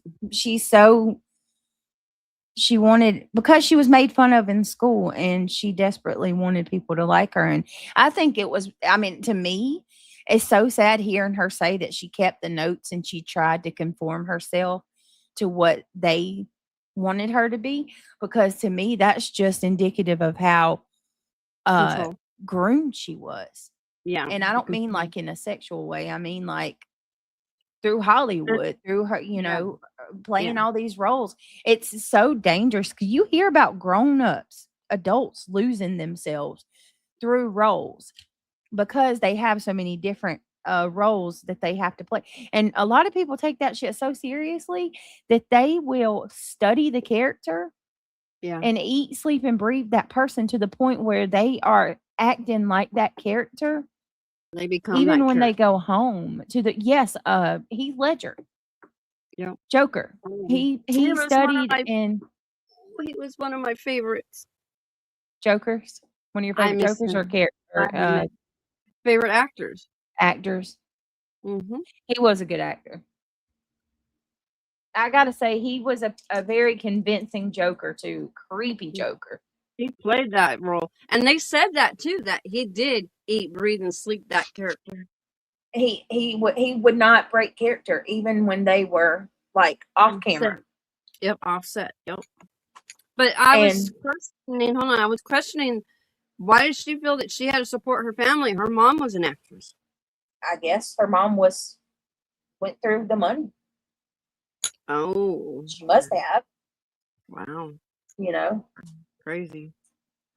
Well, you know, they get used to living a certain way, you know, or having Lifestyle. a lifestyle. And, you know, I mean, I've never heard of her mama. So, I mean, I'm not sure that she was her mom an A-list celebrity, y'all? I'd never heard of her. Look her up real quick. Ask your chat GPT.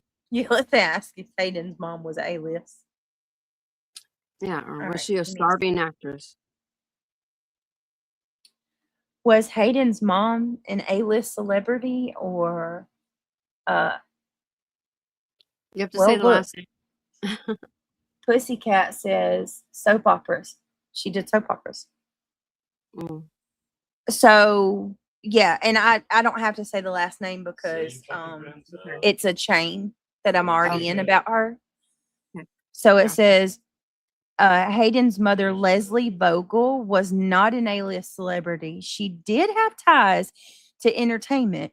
Leslie was an actress and producer and is sometimes described as a former soap opera actress. So Pussycat's correct.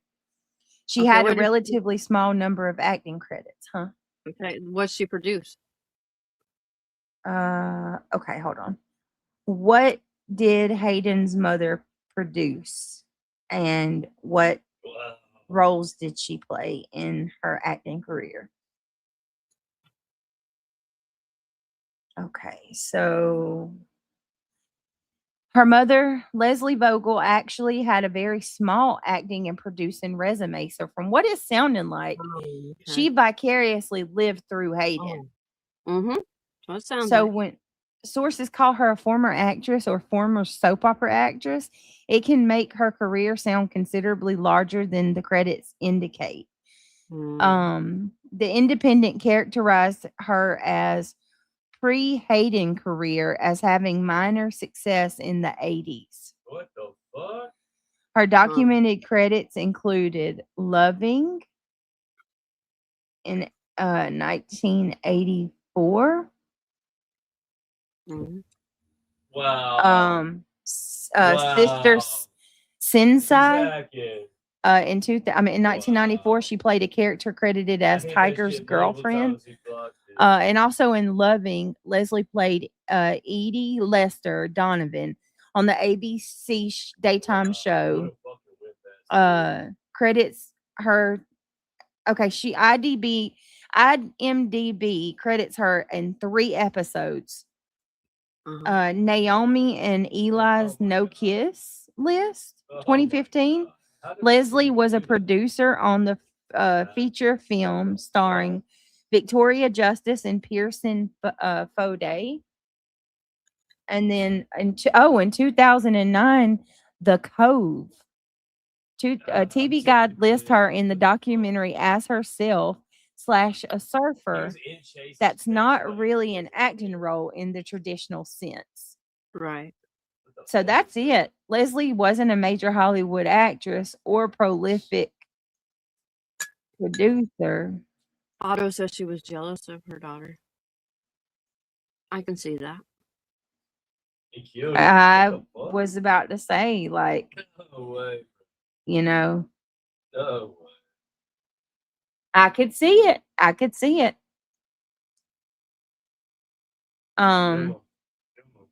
Leslie wasn't a major Hollywood actress or prolific producer before Hayden became famous. The publicly documented resume is essentially a small soap role, another minor acting role, and 1 feature film producing credit. What's more significant? Mm-hmm. Wait a minute.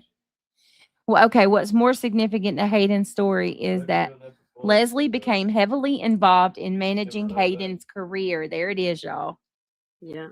Hayden was put forward for modeling acting work while she was still an infant. Leslie subsequently traveled with her and managed her professional life. Hayden eventually ended their professional relationship when she was 19 years old. Mm. There's an interesting distinction. Leslie's own limited acting career preceded Hayden's enormous childhood career. Hayden went on to achieve a level of success that her mother never had.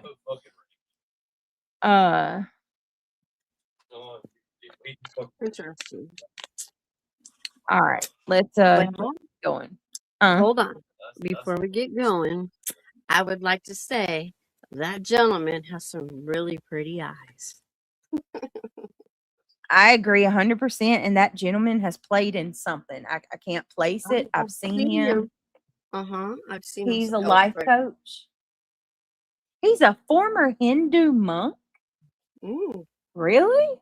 Anyway, he has some very beautiful eyes. Just saying. I can compliment.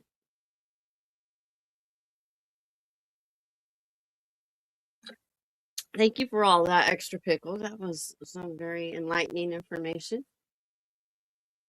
And he has big hands too. He could have been like a basketball player because he looks like he's tall.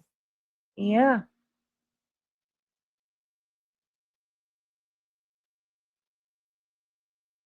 Okay. All right. Well, here we go.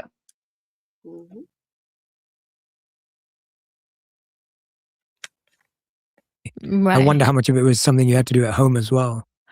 I want to make it clear that, I mean, my father was a lieutenant in the fire department and he had businesses. So I wasn't supporting the family, but I do remember being very young and my mom trying to explain to me that this corporation that she set up, paid for the cars, the lease on the cars and the cell phone bills because it was a tax write-off. Right. And I remember that role reversal being incredibly uncomfortable for me, where I was, on one hand, I was still a kid and I was listening to my parents and had to do everything that they told me I could and could not do. But at the same time, I was working hard, making money, and this money was going towards things that I wasn't privy to. So as my dad would kick my butt if I made people think that I supported the whole family. But then when I got older too, and my mom bought an apartment for me when I was 16 and my whole family lived in it.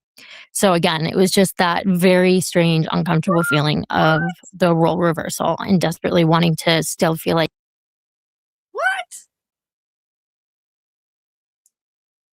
my mom bought an apartment for me, but the whole family lived in it. So that to me sounds like some semantics right there. Like, I'm going to buy this apartment for our family with your money, but I'm going to say it's your apartment. Right. That's crazy. Come on, man. Yeah. Katie, you sleep well, hon. Thanks for stopping in. We appreciate you. Oh, I'm getting hot.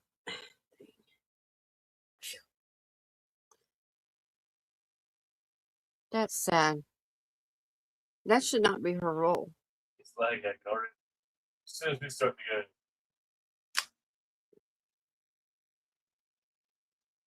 go. No, oh my goodness gracious. That got her an apartment. I didn't. The whole family lived in it. Yeah, let me go back a little and let's play that again. That's wow. Wow. I wonder how much of it was something you had to do at home as well. I want to make it clear that, I mean, my father was a lieutenant in the fire department and he had businesses. So I wasn't supporting the family, but I did having the pressure to support and provide for your family as well, right? Did you always know that that was your responsibility even then? Like when you're talking about this idea of performing, making sure everyone else is okay. Right. I wonder how much of it was something you had to do at home as well.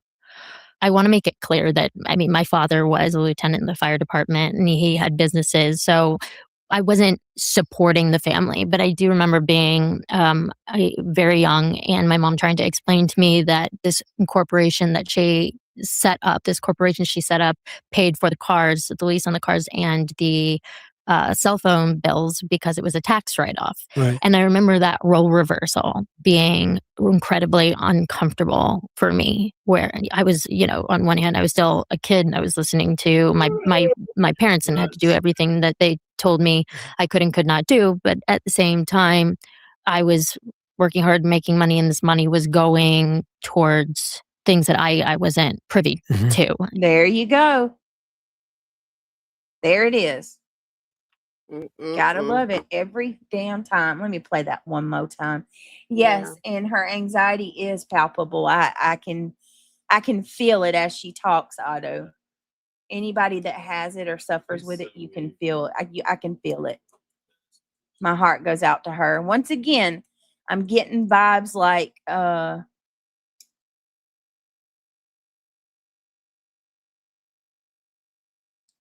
Britney Spears. Yep. How'd you know? I don't know. I was drawing a blank. Damn. Yeah. Getting vibes like, oh, Britney Spears. Again. And, oh, yeah. By the way, I don't think that, I don't believe Britney Spears is with us anymore, but that's on a different note, different time, different day. I just wanted to throw that bombshell out there. I don't believe she's with us anymore. Okay. Let's carry on. Came out of left field. One of the things I'm sure you read in the book is that I kept the notes that were passed to me in school, the nasty notes, and I kept them in my binder and I kept them under my bed. And I think it was because I wanted to desperately to understand what they were seeing in me. And it started the habit of changing who I was to make others happy, to make them like me. And I thought if I could understand where they were coming from or what they saw or what they didn't like, that I could, maybe it was the actress in me and having been directed all my life, that I could change my performance a little bit and it would make them accept me. Yeah, you also had you've talked about having the pressure to support and provide for your family as well, right? Did you always know that that was your responsibility even then? Like when you're talking about this idea of performing, making sure everyone else is okay, Right. I wonder how much of it was something you had to do at home as well. I want to make it clear that, I mean, my father was a lieutenant in the fire department and he had businesses. So I wasn't supporting the family, but I do remember being very young and my mom trying to explain to me that this corporation she set up, paid for the cars, the lease on the cars and the cell phone bills because it was a tax write-off. Right. And I remember that role reversal being incredibly uncomfortable for me, where I was, on one hand, I was still a kid and I was listening to my parents and had to do everything that they told me I could and could not do. But at the same time, I was working hard, making money, and this money was going towards things that I wasn't privy to. So as my dad would kick my butt if I made people think that I supported the whole family. But then when I got older too, and my mom bought an apartment for me when I was 16 and my whole family lived in it. So again, it was just that very strange, uncomfortable feeling of the role reversal and desperately wanting to still feel like the kid and still feel like I had parents to lean on. I didn't want, when I was a kid, I was scared of the dark and I would make my dad lay down next to me. And if his head ever went below mine, I would freak out and make him, sit up further because I wanted to feel like the kid. That has kind of continued on in my life, just wanting to know that if I found myself in a terrible position, that I could call somebody to help me. I could rely on somebody. I wasn't the only person. I wasn't the person that everybody else was relying on, and therefore nobody was there for me. Yeah, I mean, and so natural, right? To want that and to seek that is so real and so natural, especially as a young child and kid. And then, of course, with everything else that you're taking on, there's nothing about that feels anything but what every child deserves and what every child wants and, deeply is looking for. But I know in the book you also write about how there's this sense of what you were just saying about collecting all these notes and not wanting to almost let the kids down and become who they need you to be. It feels like that kind of became your relationship with your mom as well, where you didn't want to disappoint her. Oh my gosh, that was my entire relationship with her. She was my boss. That's how I saw her. Even though she was the most supportive person when I, did what I was supposed to do. She was the most supportive and hyped her when she was good, when she did a good job. But could you imagine your mom being your boss? I could not. I mean, that right there is totally going to cancel out any real chance of a relationship. Kick it again, bitch. You know what I mean? Kick it again. It's fucking done. Kick it again, bitch. Oh, motherfucker. You could again, bitch.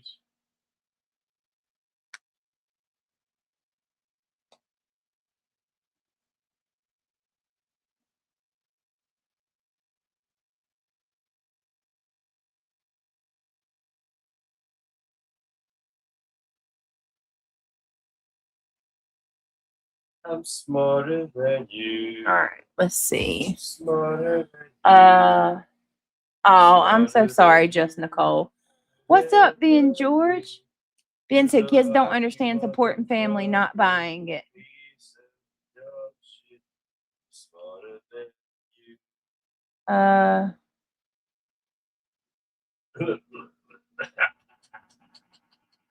you. Yeah, I remember Honey Boo Boo, all She, right. motherfucking she. Yep. All right, Oh my let's keep God, going. yeah, bitch. All right, let's keep It's going. like I'm sorry, y'all. Mm-hmm. And did it well and was the one cheering me on. It did feel like that was what I had to do to get her love. And that was, a tough pill to swallow. Everything was business. Everything was business focused. And I started at 8 months old. I can't even remember a time where she wasn't a momager, where everything didn't revolve around business. And there were periods of time as I got older where we spent a lot of time traveling and on the road together, and I was the only person there. So I became the confidant and the assistant and the therapist and the shoulder to cry on and everything but her child. Have you ever had the opportunity to tell her that and to have that conversation with her? When I was 19, I finally got the guts got up the courage to split from her as business wise, because I desperately wanted a relationship with her, desperately wanted her to just be my mom. And so she came into my trailer during lunch when we were filming Heroes, and I said to her, I don't want us to work together anymore. I just want you to be my mom.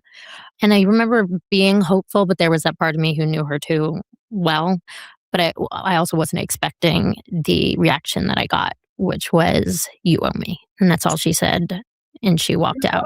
And part of me was like, "Oh, I'm relieved that it was short, like rip the Band-Aid off." But then it was like this dark looming cloud, over my head going, what does she mean by I owe her?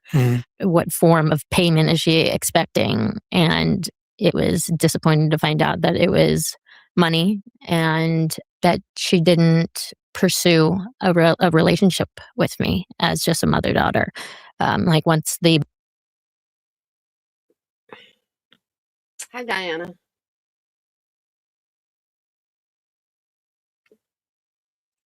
Her mom told her, Wow. So after everything, she tells her she owes. So did she sue her? Her mom talking about you owe me.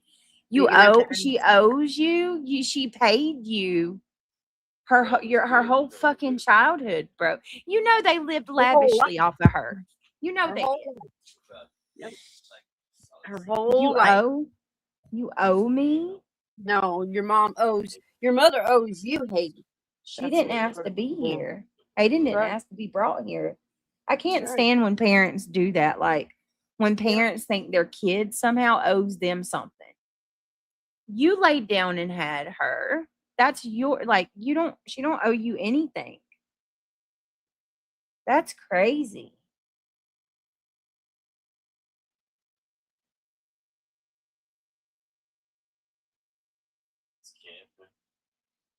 What the hell, Tom? I can't believe I feel something. My heart goes out to her. Ben says, "Mom raising a child for." How you camping him? Wait a minute. Ben said, "Mom raising a child is supposed to be the boss. That's not a bad thing. It's 3,000 years of evidence of."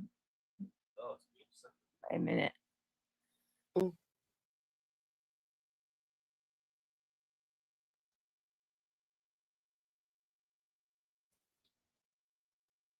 All right, let's see. No wonder she's so messed up. You know what I mean? Like, my God. Yeah, she really doesn't know where her place is or where she fits in, or she doesn't feel She didn't feel like she had a loving relationship with her mom. Oh, All right, let's keep going. Oh, yeah. business aspect was removed, I was hoping that if I remove this, then that there will be no reason for her to be anything other than my mom. And the fact that it seemed like she didn't care to have a relationship with me was a tough pill to swallow. As a child, I'm sure you were also, even as a teenager, you're still dealing with the guilt of like, how do I have this conversation with my mom? Mm-hmm. Because I'm guessing there was a part of you that was, of course, grateful. And of course, yes. like, but at the same time, I hear your intention loud and clear, which is, I just want you to be my mom. Yeah. And I don't want you to play another role in my life. And then to not get that other role, even when that part's taken care of it. Yeah. Do you still not connect or talk today? At the moment, no, there is not a relationship between her and I, sadly. I've gone through periods of time where we haven't spoken at all. It seemed to me it was kind of like there was no reason. She had no reason to call, and the only reason why she would reach out was when something was needed. It wasn't just to say, hi, or how are you, or let's grab a bite, or anything like that. It's been a really tough road, and no matter how many times that door has been slammed in my face, I've desperately seeked her approval for my entire life. She was the person after every take that I looked to. I wouldn't look to the director or the producers or anybody else. The only person that existed and the only person whose opinion mattered to me was hers. Hold on. Otto, you got it correct. I can identify with her 100% on that level.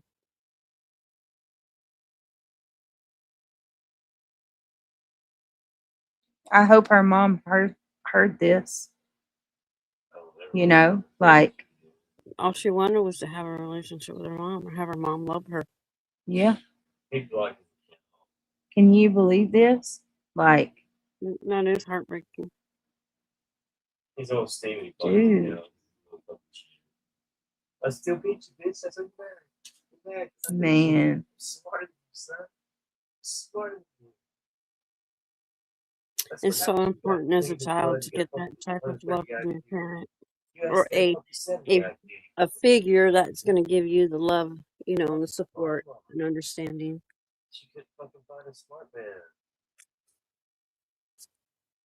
I'm telling you, it messes you up. It really does. And I mean, my heart goes out to her. I can't even imagine. Like, and then to find out she's thinking, okay, I finally worked up the courage to, cut off this business relationship, and her mom wants absolutely nothing to do with her. Could you imagine the psychological damage that caused for her? Like, she probably lived with thinking her mom, did she ever love me? She never even cared. It was all about what she could get. Yeah, that's what it seemed like to me.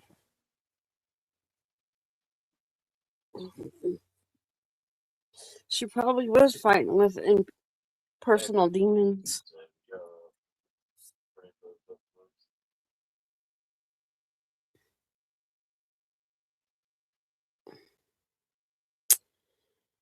Well, may she rest in peace. Oh my goodness, it's hard to believe. All right, let's keep going. So after every take, no matter what I was doing, I would find her, and I'm sure I made the directors feel like, hey, because I would run right past them straight to mom, and I had to make sure that that she was happy with it, and I wasn't in trouble, because if I didn't do it right, I was in trouble. Yeah, it was not a good reaction. But I mean, I've lived to please her, and even though, as you said, I'm incredibly grateful. Here she. And I've never had a conversation with her as to why she stopped acting and decided to focus her entire life on creating a career for me. And whether it was just that she felt like I was good at it, which is why she kept me in it, or she wanted to live vicariously, or if she wanted to create a potentially successful future for me. I haven't gotten a chance to really talk with her about that. But I'm very grateful for everything that I have. It was just very confusing because I never asked for it. And that was the thing. Like there were times where things would get overwhelming, and I could tell they would get overwhelming for her. And she's a big personality. And I also felt very guilty about us having to spend so much time away from my father, and her having to spend so much time away from her son, my little brother, who was growing up, and that it was because of me. It was because of what I was doing. And it was my fault. And I remember actually turning to me one night No, and it saying, wasn't "You're the your reason fault. why I'm missing my son growing up." It And wasn't your that was a fault. punch in the gut.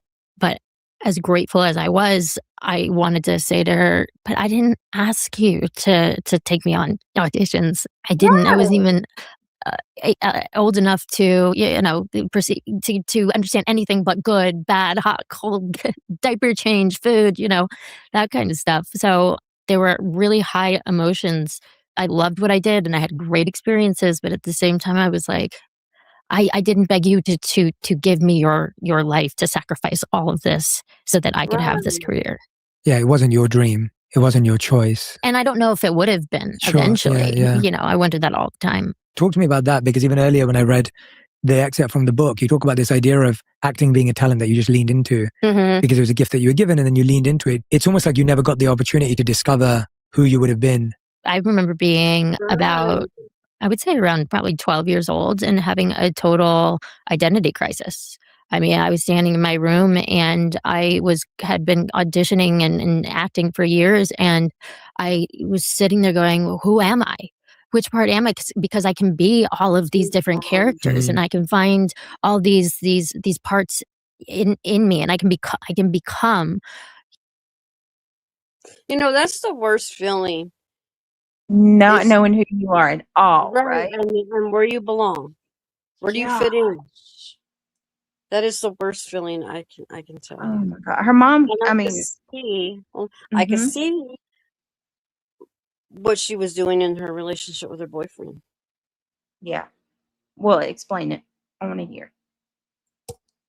When you grow up without the love that you need from your parent, Mhm. you seek someone who is going to give it to you. So you do whatever you do in your power to please them. It's not about you. It's about pleasing them, because you don't know who you really are. Exactly.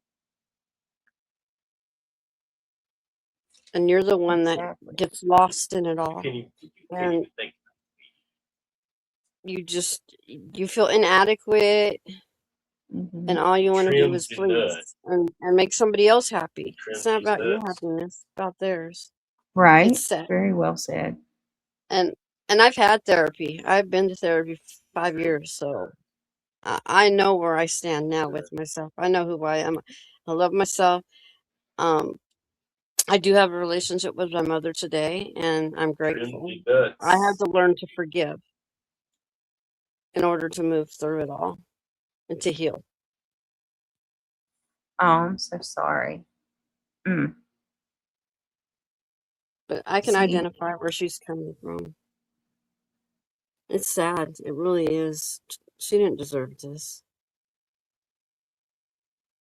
Trimmed your nuts. wow. It's devastating, and it's Mhm. heartbreaking to hear. She just was completely robbed. I mean, completely robbed. And then All her mother saw her as was money money, bag. exactly. Money. Yeah, she wanted to live through her on that level. Trimmed his nuts. Yeah, the meal ticket. It's so sad. It's wrong, but it happens a lot in Hollywood or in the entertainment industry. Wow. All right. And Let's keep. there's a lot of us out Yes. in this world. It's just not me who's lived through this, as you see. But Exactly. it's important to talk about it because it does help your healing process. Trimmed his nuts. 100%. 100%. Yes, or just any kind of trauma, toxic relationships, experience, etc. Even if we had great parents, what is also heartbreaking is that she seems like she was working through everything, and she had been right, yeah, and worked through it Trimmed his nuts. I mean, for years, right? I'm sorry, y'all. I'm trying. Let's keep.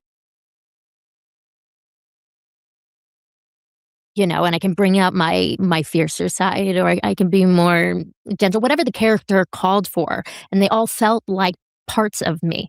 But who the heck was I? Like, just without this, who would I be if without this? So I was very aware of it, and I was very aware that it was going to have an impact on me when I was older. And I was very worried about that. I didn't talk to anybody about it ever. I didn't think anybody would ever have an answer. I don't, to it. But I was like, this is going to screw you up as an adult. It's going to rear its ugly head, and it's going to, and you're not going to be able to make the connection between why a certain behavior. Why am I behaving like this as an adult?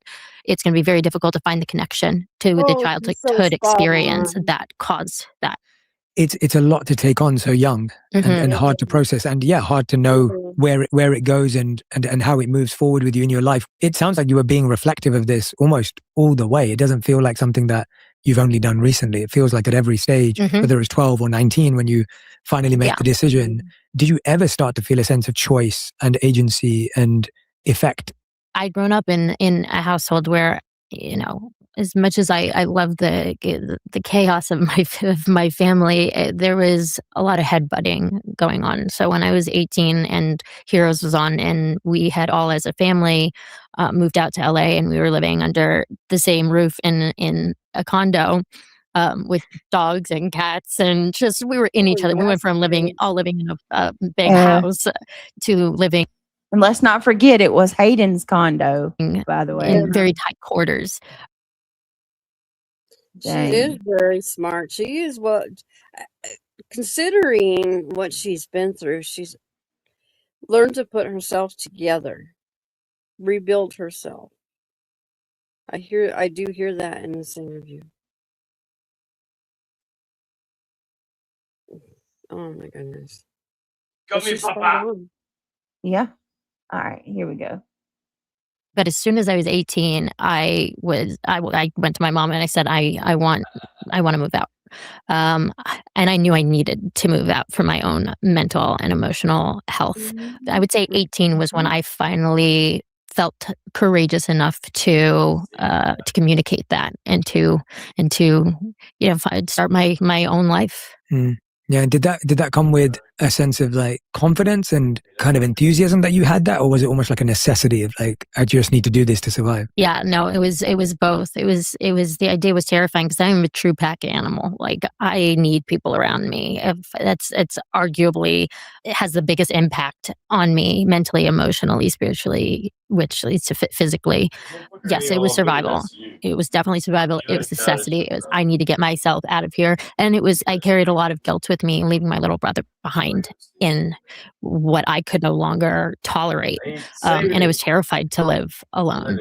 I didn't want to be lonely. I wanted people around me. I was still scared of the dark and didn't want to not have anybody to, lay down next to me until I went to sleep, to make sure that I was safe. So it was exciting, but at the same time, I would say it was more so necessity. Yeah. I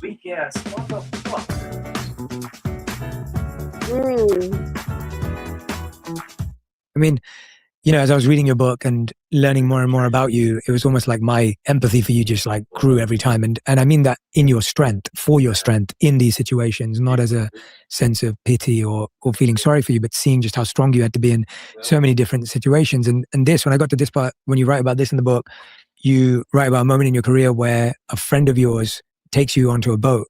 You're led to a room which has an older man in it, and then basically told to perform sexual acts. And, Oh, yeah. And when I read that, I'm like, oh gosh, like not only have you felt like you've had a really unsupported. What the fuck? Oh my goodness. That just went like, I mean, we knew, right? We could. Yes. But it's one thing to guess it. It's another to outright. How old was she when this? Now here's where the fragmenting comes into play. Yes. Okay. Oh, does anybody know what is anyone unaware of what fragmenting is, or y'all pretty much know what it is? Everybody. Wow. I think at this point, most people know what fragmenting is, but I just want to make sure because fragmenting is extremely important. It happens a lot with trauma victims. He's Yeah. so worried about me. You Her mom fragment. sold her. Yeah, you fragment your experiences and you put their deepest, darkest ones to the back. But yet you try to forge forward with the ones you can deal with.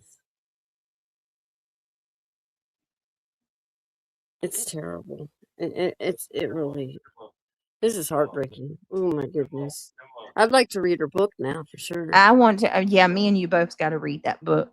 Yes, We ma'am. have to read it. We got to read Collins too. Collins is coming out Yeah. very soon. Oh yes, that too.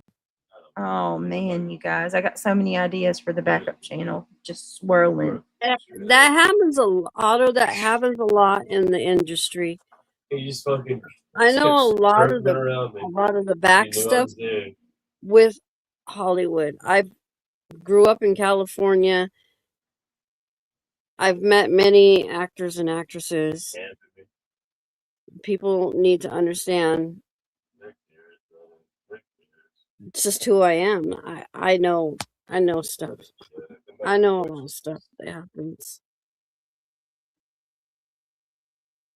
And the industry is really a pretty messed up place for children to be in. Absolutely. Wow, that man, that hit me out of left field. God. All right, let's go. I'm gonna go back just a little bit. Lonely. I wanted people around me. I was still scared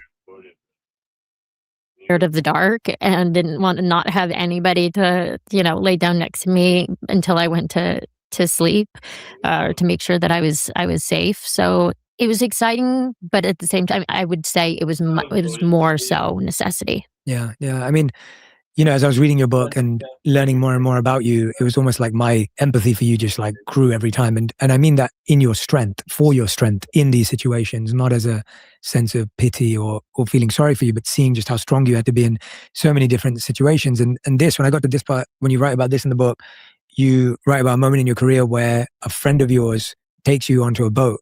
You're led to a room which has an older man in it, and then basically told to perform sexual acts. And, Oh, yeah. and when I read that, I'm like, oh gosh, like not only have you felt like you've had a really unsupported, upbringing, you're now with a friend in the industry.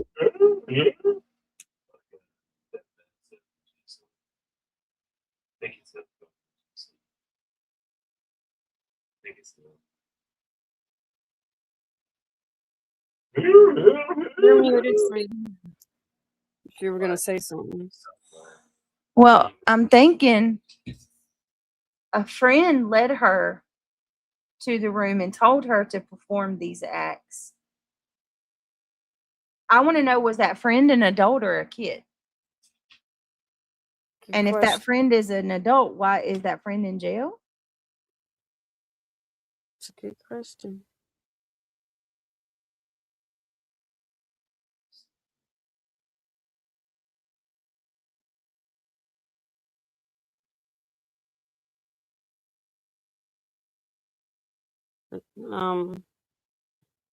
D'Amico says an adult.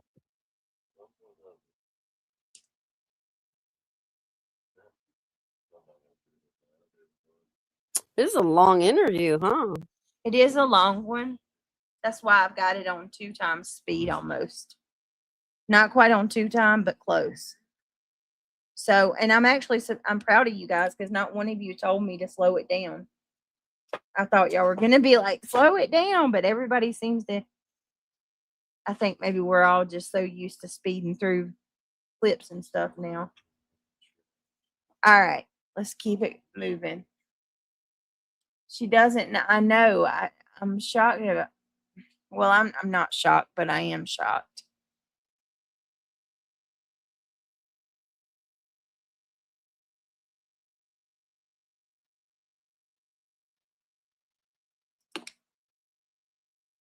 All right. Let's keep going.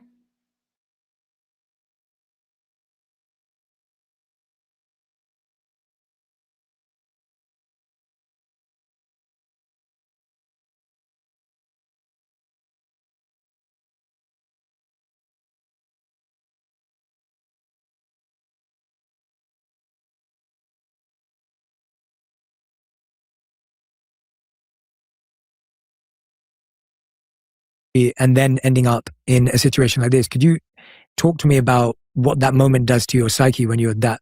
I mean, the fact that I was 18, even though I'd lived such a huge life and I thought I was so mature at 18, scientifically, our frontal lobes don't develop until we're 26, 25, 26. So even though I felt like I could make healthy decisions, safe decisions, I wasn't capable of being fully aware of what was going on around me. And it wasn't until I found myself in predicaments that I realized, like, my perspective completely shifted, and I realized that I was in danger. But by the time I'd realized I was in danger, I was quite literally out to sea. And it was that moment shook me and was shocking. And I was quite literally walked down, and I had been having a great time. There was no hints of anything like that happening. So it took me, I was shocked. It took me by surprise. And it was led by somebody that I had grown to trust and see as a protector and somebody who had my back. And to be walked down, down the stairs, and it was as like a surprise, presented as though it was like a surprise. And it was this very small room, and she physically put me in the bed next to this undressed man who was very famous and had his hands like this, like this was just. A woman took her down to the dude. Wow.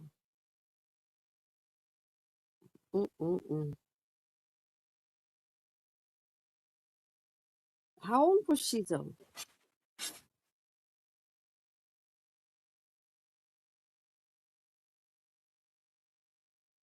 She had her hands up like that. Oh, Lordy. You're muted, sweetie. Holy shit, I'm losing it over here. Trigger warning for one. We got to put up the trigger warning. Wow. This is what they're talking about when they said that they think she said too much, you guys. This right here. They said she spoke too much and she shared too much. She just said it was a famous person and that he put his hands up like that, like he's used to this. Like it's just something he does all the time. How old was she is my question. Wow. Interesting.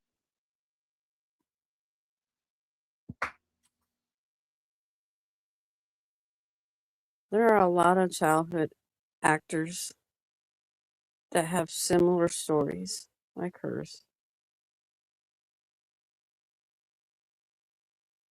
Although she was 18, I remember Tina's still in 18, so.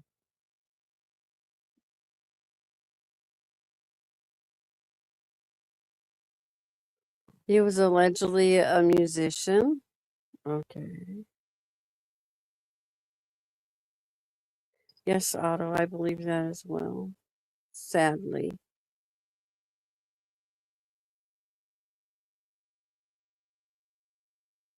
Look at Corey Feldman and his best friend. Corey, what was his last name? Corey Haim. Oh, Corey Haim's story was so freaking sad.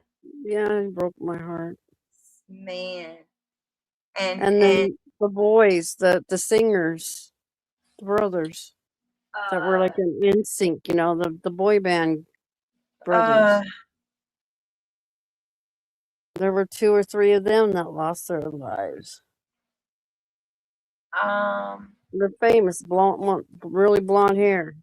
The Hanson brothers? No. They were in. Oh, you're talking about Nick and Aaron. Yeah, Carter. yeah. Yes, Carter. Yeah, yes. Mm-hmm. Oh, man.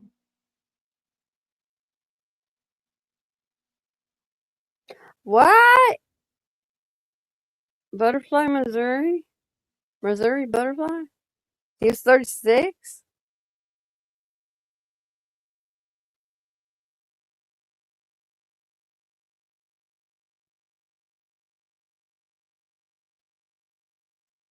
All right, I'm gonna go back just a little, just a tiny bit. And mods, if y'all could just circulate trigger warning because of the topic.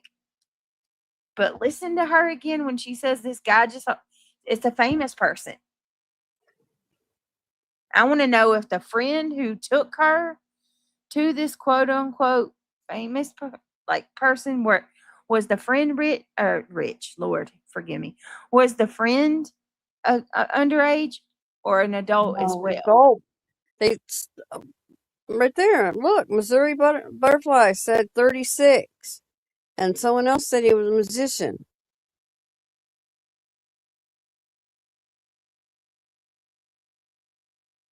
In the comments.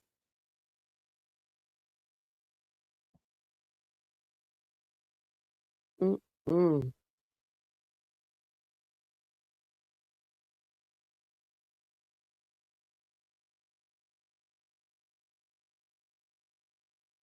Right, we know that, Ben.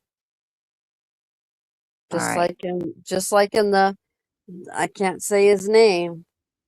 Just like who was with him was a woman. Took him to the island. You know what I mean? Oh yeah. I can't say the name. You're not allowed to say the name.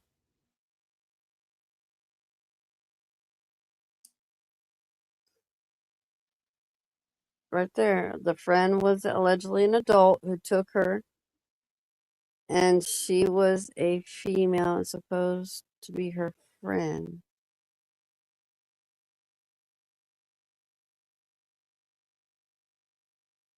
Right, PJ, a lot.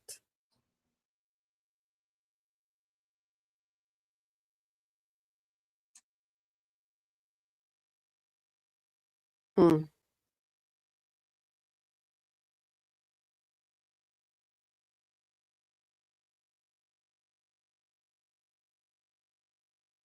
You know, we can go on for a very long time just on this topic alone with Just this Hollywood. alone, yeah. We just We have would to be have very careful. content forever. So if we stick to this, we would be good to go. Content for years, a year or more. Yeah. I mean, that's the truth. I know that sounds crazy, but it's the truth. It is the truth. And it is sad that it's the truth. And I wish it wasn't the truth. But that's how it works. And the entertainment industry is to hook you in. So they feed you a bunch of BS. They make money off of us goyim and bottom feeders.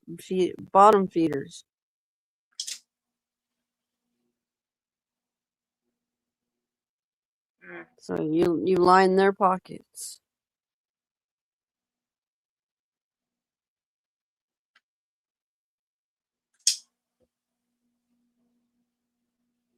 They go to parties. They go to these parties and they do, I can't say what they do, but you guys know. Yeah. You put your mind there, you know what I'm talking about. I can't say it. And that's how they like move up the ladder, so to speak, quickly. That's how they get those roles that they want. You want to be in the $20 million club. Gotta do something strange for a piece of change. Yes. Pickles says, Bree, be careful, they're watching you. Who are? Hey, Pickles. All right, let's keep going. Literally walked down, and I had been having a great time. There was no hints of anything like that happening. So it took me, I was shocked. It took me by surprise. And it was somebody led by somebody that I had grown to trust and see as a protector and somebody who had my back. And to be walked down, down the stairs, and it was as like a surprise, presented as though it was like a surprise, and it was this very small room, and she physically put me in the bed next to this undressed man who was very famous, and had his hands like this, like this was just an average day for him. This is something that happens all the time, and I waited for her to leave, and I mean that lion in me, that fire in me, that my hair stood on me. That, and I was famous, and to this very small, and to be, and I was opening. So it took me. I was shocked. It took me by surprise, and it was somebody led by somebody that I had grown to trust and see as a protector and somebody who had my back. An adult that she had grown to trust and she thought was a protector and who had her back. And Pickles, why is that? That's interesting.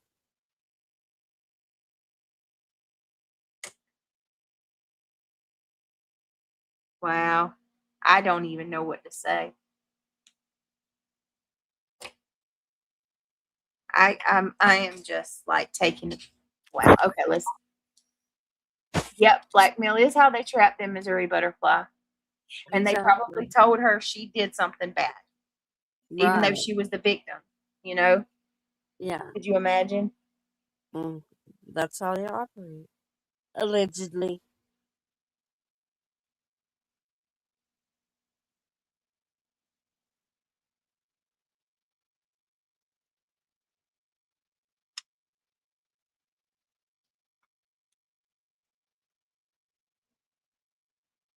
All right, let's see.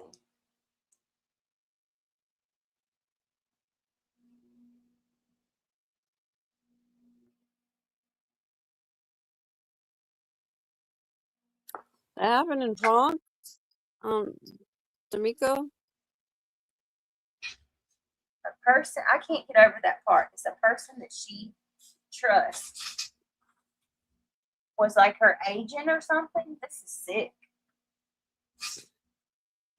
It's a possibility. It was a British songwriter and singer. Wow, Pussycat. You have a lot of knowledge into this. In 30s. Up like the age she is when she passed away. Yes, I'm saying allegedly.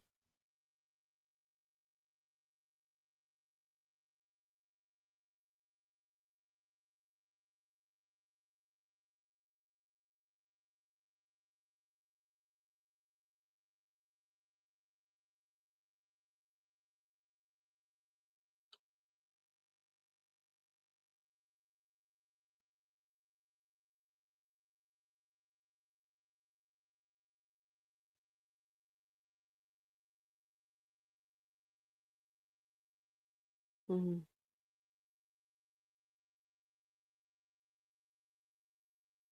All right, here we go. And trigger warning, I'm sorry if this is bothering anybody. And to be walked down.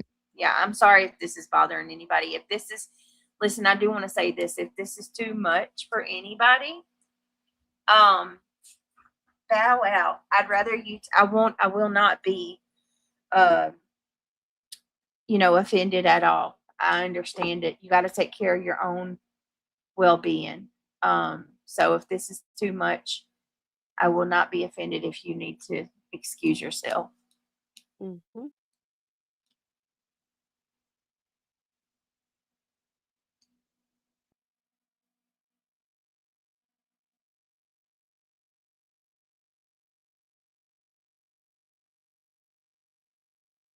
All right, let's just do it.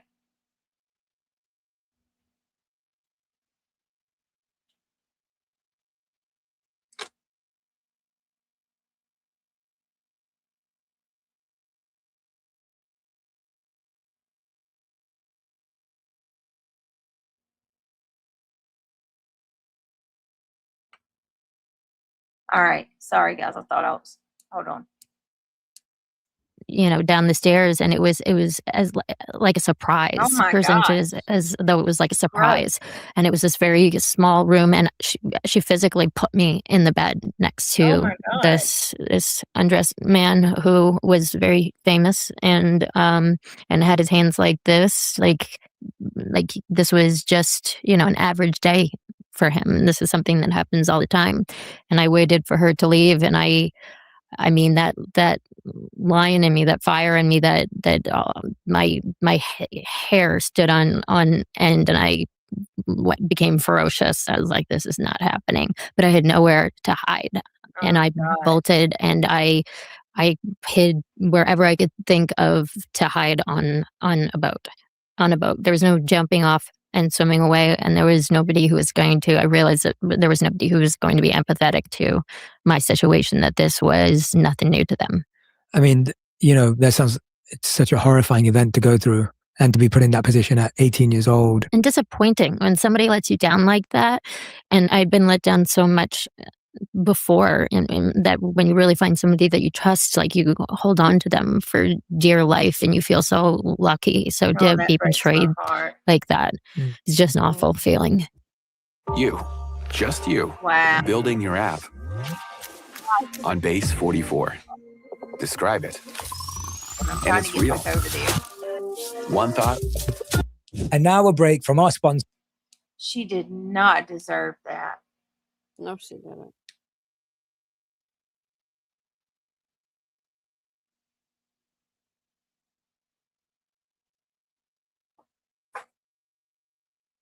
Wow. Wow. Well, that's a good place to go, Missouri Butterfly. You can learn a lot there. That's for sure. What did Takes she you down a say? lot of rabbit holes. That's for sure on that I've been one. binging conspiracy channels here lately. I think this right here is a good open door to my Patreon. What do you think? I agree. Let me see. Let's get past this.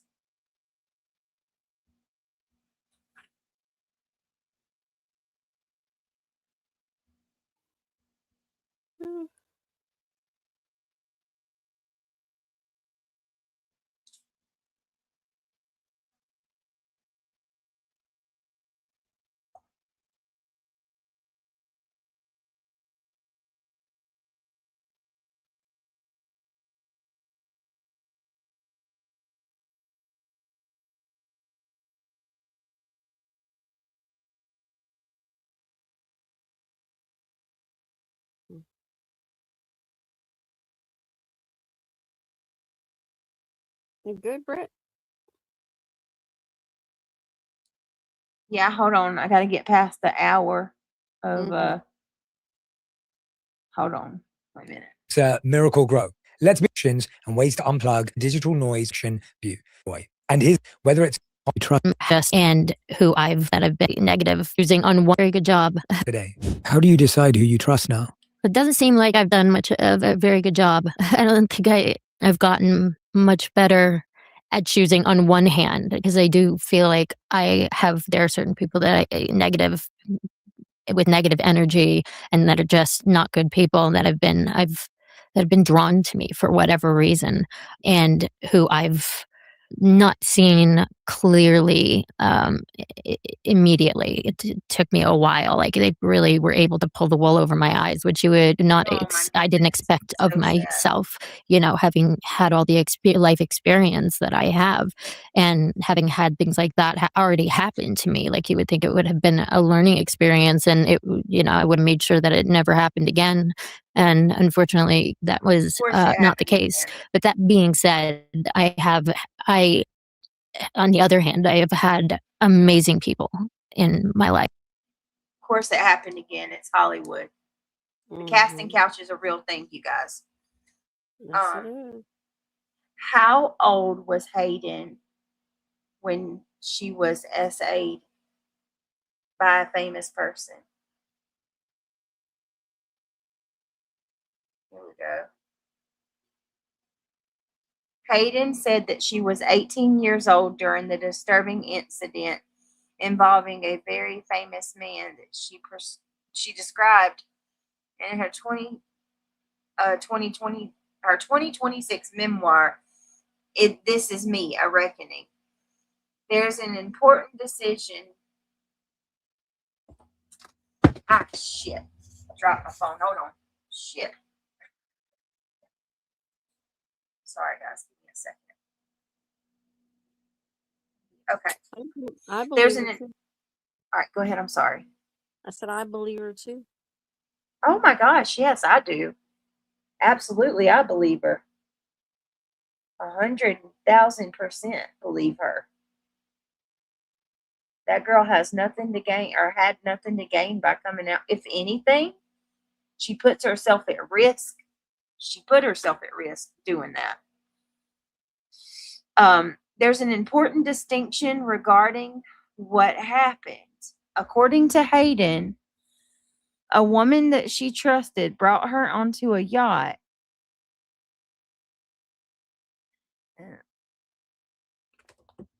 Well, pretty much what she's said to us. A woman who she trusted brought her onto a yacht and led her into a small bedroom where a famous older man was undressed in bed. Hayden said the woman instructed her to do things.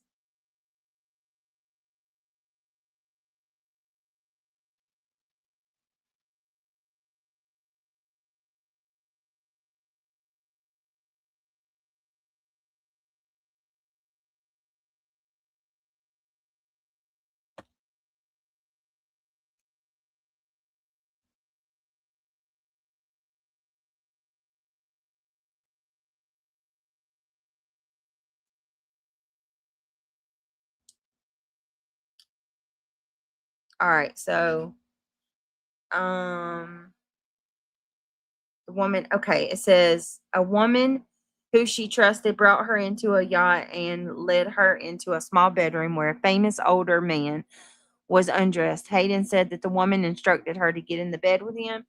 Hayden realized she was in danger and bolted from the room. In the memoir, she reportedly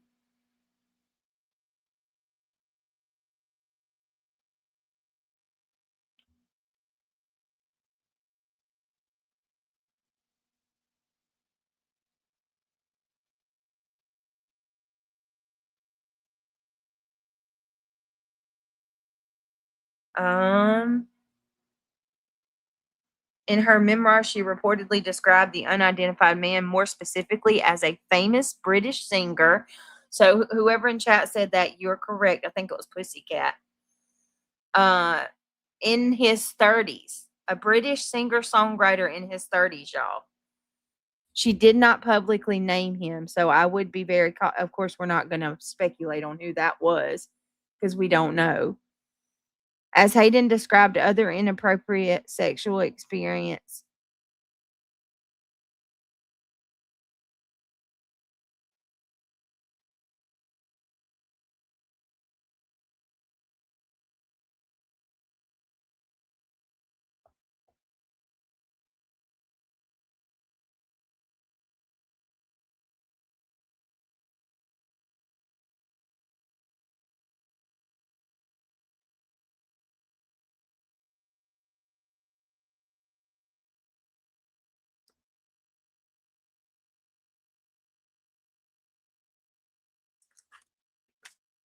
All right. So, I mean, Hayden described, man, this is hard to swallow, y'all. I'm so sorry. People may, wait a minute. So if you heard Hayden was essayed by a famous person, people may be combining several stories from her memoir.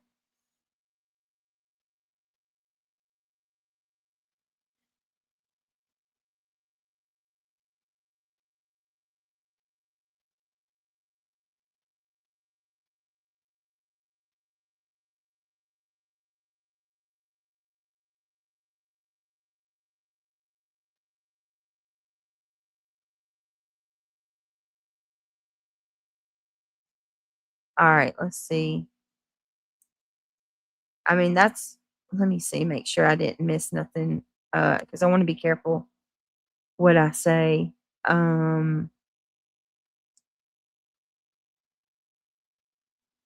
Not looking up Lindsay Clancy.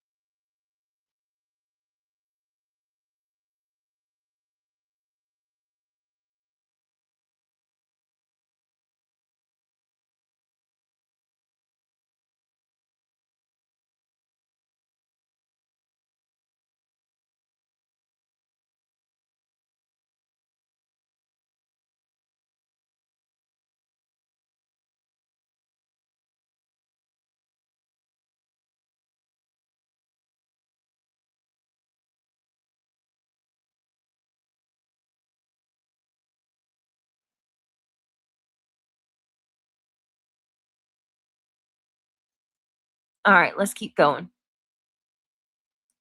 I mean, my dad has been a huge support system for me since I was a kid. He was Super the close safe to him. space. And there's a lot of me in him. He is the person that kept me grounded and made me, you know, the good in me. I got my big heart from him. But I have throughout the years been fortunate enough to meet just incredible people, and I do have a group of friends that are incredible people, incredibly loyal, and are genuinely good. So there are just a few that have snuck in here and there. Yeah, I think, and I got to meet some of them today. Yes. Your best friend is with you, and others who are wonderful people, and great to see you surrounded by them. And I was sharing this with you as we were speaking before, that sometimes I feel that I think a lot of good people beat themselves up for attracting negative people around them. And the truth is, I don't think you attract negative people. I think when you get so big and large in your work and your career, and you're exposed to so many people, you just come across more negative people because you're exposed to more. You don't, right. Like if you're only exposed to your town or your community or whatever, maybe Yeah. you'll come across a couple of people. But when you start getting exposed to a bigger industry and a bigger world. Right. But exposed is one thing, but then it's hard for me not to beat myself up over letting them get past, my defenses, letting them get close to me, and for how long. I have, it's really, as I told you before, it's really important for me to have to choose the people who are around me wisely. And I have an incredible team of people who are not just great at what they do, but who are just have become dear friends and confidants and protectors. And I haven't always had that. And they're not afraid to tell me the truth either. And that's a hugely important thing for me. But it's hard to not beat myself up for certain people, having access to my life that should never have had access, should never have been a part of my life for many, many, many reasons. Yeah, I feel like when you're young as well, from having spoken to quite a lot of young talent in the industry, it's almost like you're hoping that the adults around you are making good choices. And you talk about in the book how you were actually given pills before a red carpet to make you feel more confident, and how that planted the seeds for so many other things that came in the future. And again, you're coming to a point where you're hoping the people around you, especially when you're young, to help you make better decisions, especially when you start as young as you did. Yeah. And the person who handed me those pills, I had already developed a very tight relationship and a great bond with them. So when it happened, I didn't see it as anything inappropriate or negative. I trusted this person, and it was not. I didn't just have a great personal relationship with this person, but this person's job part of their job was to always protect me, and so I was so used to following the directions of the people that I respected, the people that I worked with. If they told me to jump, I jumped. If they told me to wear this, I wore that. I trusted them more than I ever trusted myself.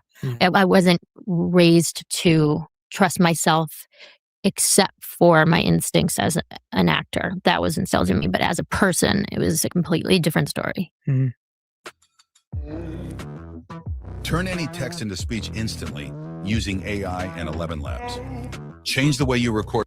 And at the same time, you're getting this like, huge wins. Like you become one of the most, well-known, popular young actors when you land heroes, and it's this huge Could you imagine that? You finally, after 18 years of being in the limelight of commercials and trying to please your mom, missing out on high school, missing out on prom, missing out on all the perks and the great things to do with Going on family vacations, having family dinners from the holidays, yeah. birthday parties, going out and doing family excursions.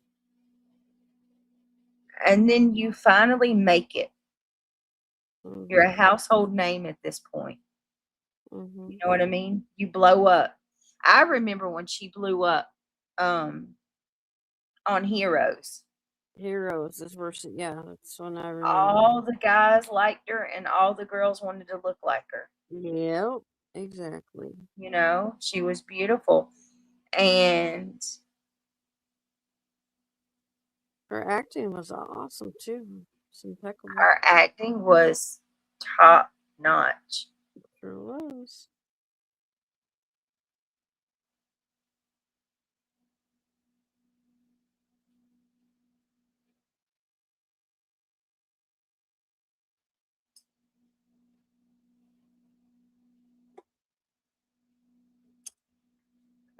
Crazy. And then so you get this once in a lifetime role, right? Where overnight you become like super famous. And at the same time,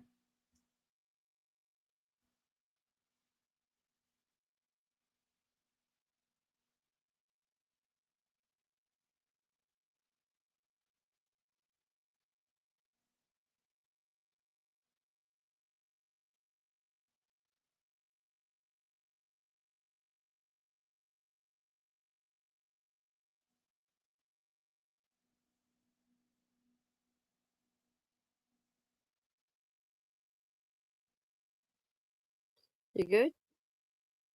yeah, I'm just thinking like, imagine getting that role and then that happening to you, you know? The whiplash, the amount of whiplash that she must have felt. She did. I forgot all about that. Yes, D'Amica. And I was so deep into that. Or D'Amico. She did. She dated Stephen Coletti from Laguna Beach. I remember that. Man, he actually dated a couple of these Hollywood girls. He made his round. Him and Talon. Both of them.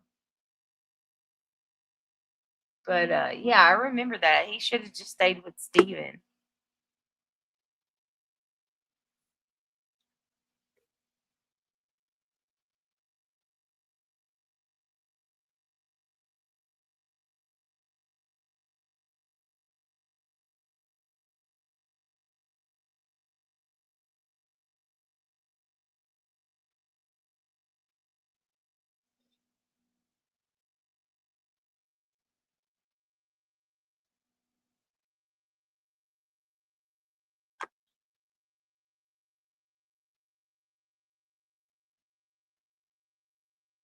You okay?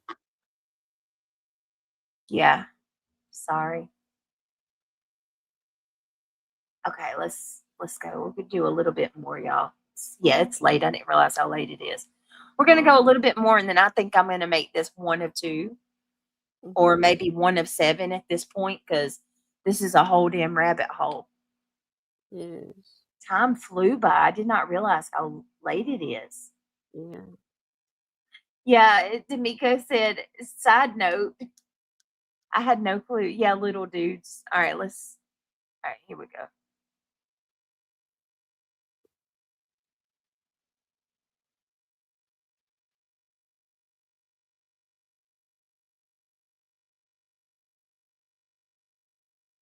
Wow, okay.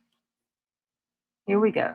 moment, and from the outside it just looks like an incredible accomplishment. Right. What's going through your heart and mind when that happens in all emotions? What are you experiencing? The success meant that my mom was going to be happy with me, so that was hugely important. It also meant that I fit in. Mm-hmm. That I You found your was place. yes, I found my place. That I was finally somebody accepted me, and I was part of something that involved other people, and they became my crew, my group of friends. I finally felt like I fit in somewhere, and I finally felt like, my gosh, I made it. Like I remember the first time I walked out of my apartment and paparazzi. I was about 16 years old, and I had imagined younger, getting to that place in my career where I would get paparazzi, and what is it going to look like? Am I going to do it like one of those like, no, don't take a picture of me, it's going to be one of those like just like perfectly. Beautiful shots, and it was just sheer terror. I mean, the When you shot, actually like when I actually happened, I heard this clicking, and I looked up, and I remember it feeling like I was looking down the barrel of a gun, and it was a guy sitting in his car with his window rolled down, and I think I was walking my dogs, and I was horrified because I was like, oh my gosh, that's not the look that I expected to have. That picture is of me looking terrified, absolutely terrified, and probably going something like that. That's not the shot you the first want. Look at these two coaches. Coach on the left posts every single day, gets 47 views, maybe 2 likes, crickets. Coach on the right posts the same amount. Let's get through this. Sorry. All right. PJ's going to bed, dear. You going to bed on us? I'm about to go in just a second too, or in a minute. I want to find a good stopping point.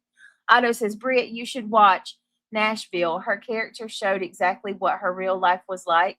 She didn't need to act because she was living it. Oh my goodness. I want to hear her sing. She sings too? Yes, ma'am. They always are multi-talented like that. Have you noticed? Mm-hmm.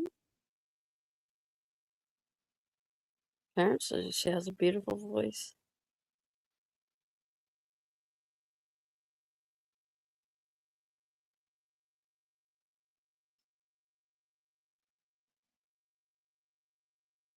Probably gonna look her up after I get off of here with you. Let me Just see. so I can hear her sing. Yeah, I want to see. And I know he would. Wait a minute. Did she do anything? Did she do any kind of performing or anything like that?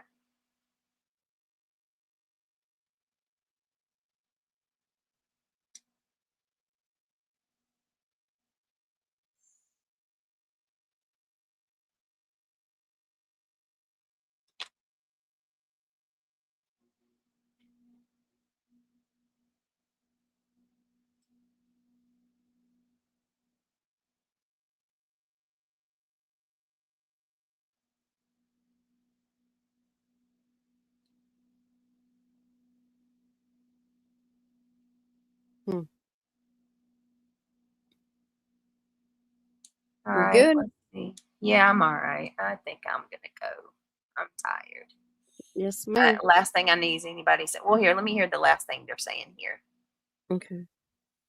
Definitely But that's not. what happened. Yeah.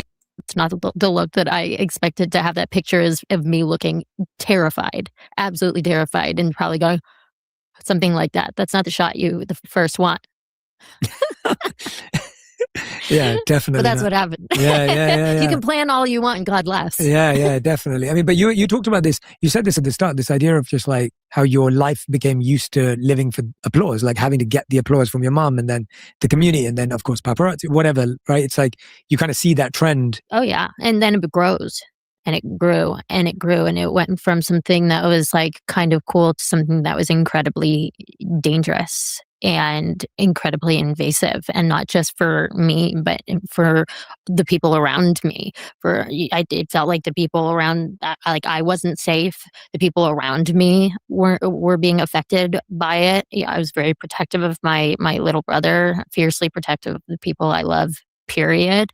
And especially back then when I was 16 years old, it was a whole different ball game. Like the paparazzi situation was crossed lines that still blow my my mind today. Right. Remember Britney Spears? That was that time frame. Yep. Remember chasing her down with her baby in her hands? Yep. I mean, the paparazzi had no, and to this day, they're a lot more mellow, but look what they still do to Justin Bieber. Yeah, he gets mad. They're kind of treating him the same way in it. And I'm not going to lie, reality with our tinfoil hats, it makes me worry a little about Justin. Like, are they setting him up to be the next one? It could be.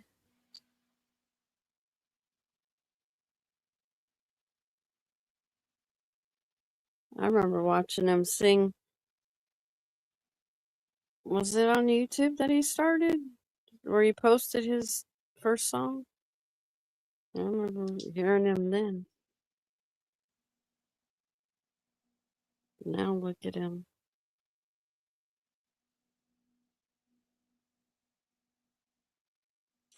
We have our thoughts about Britney Spears, Brenda.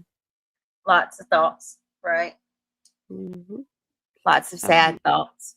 I have a lot of thoughts about a lot of them. I don't think Britney is with us anymore, but that is my opinion. I know some are going to think that I'm out of my effing mind for feeling that way, but I do.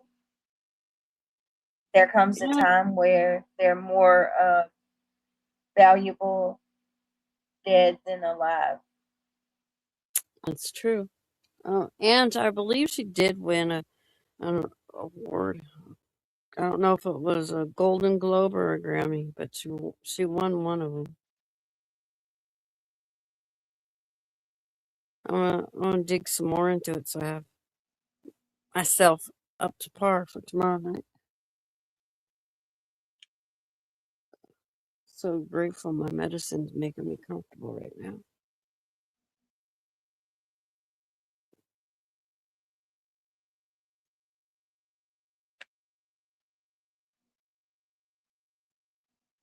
Well, And think we're gonna- yes, no, you didn't know? What? Is that what she put in her comment? And Carter. Yes. Yes, I You do. didn't know? Ange. Yes, I think that she is deceased, and the person that we see is absolutely not her at all. I mean, the teeth are wrong, the nails are wrong. You're not the only one, Otto.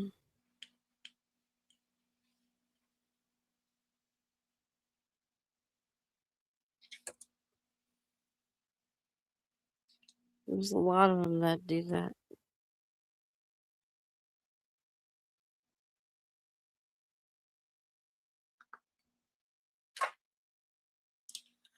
I don't know. Yes, I mean, I'm not trying to well, listen, I will be doing a Britney Spears stream And at some point. Patreon. I don't know that it's going to be on YouTube because I value my channel. I don't want to lose it.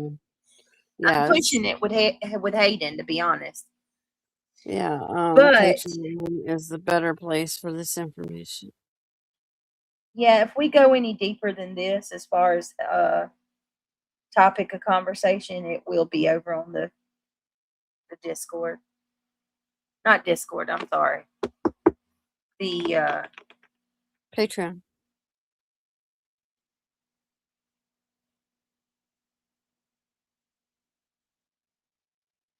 You can join Patreon for.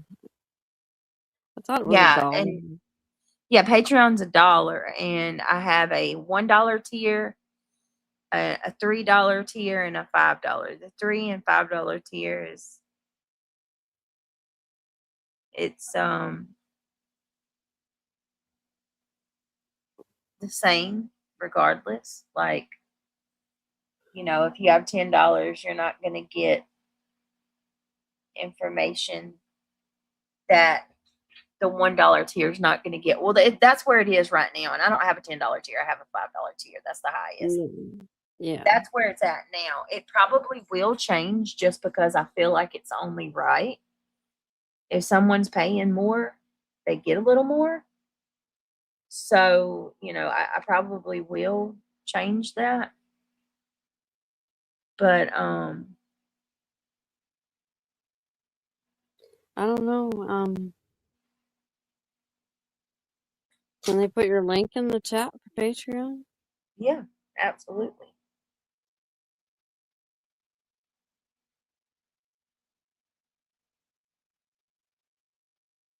Yeah, there's just a lot of things you can't discuss on YouTube.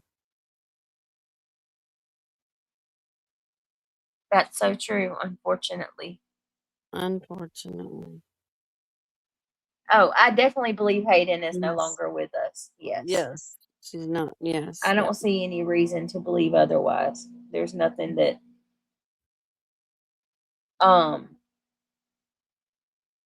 but I think with Britney Spears, like, she hasn't performed in years. Every time that we see her,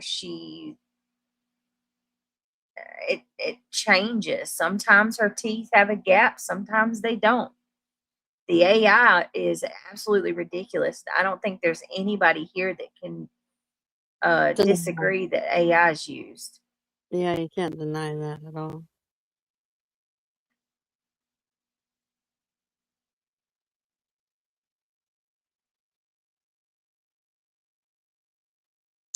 Well, with that all being said, I'm gonna go. All right. Try to rest. Love you, girl. Peace out. Be the change y'all want to see. Thank y'all for being here. Bye, Britt. I love. Good night. We'll talk more tomorrow. Okie doke.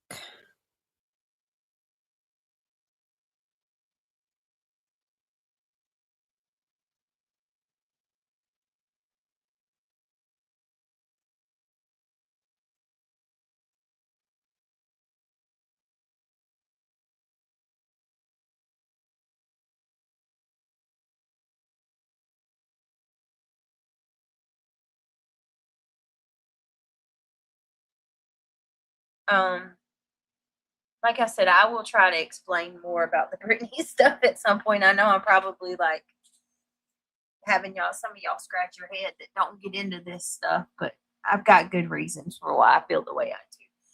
I don't know. Maybe I'll make a video and put it on TikTok or something, or maybe not. I don't know. I might get taken off TikTok for that too. I don't know. We'll figure it out. But thank you everybody for joining me tonight. I appreciate your time.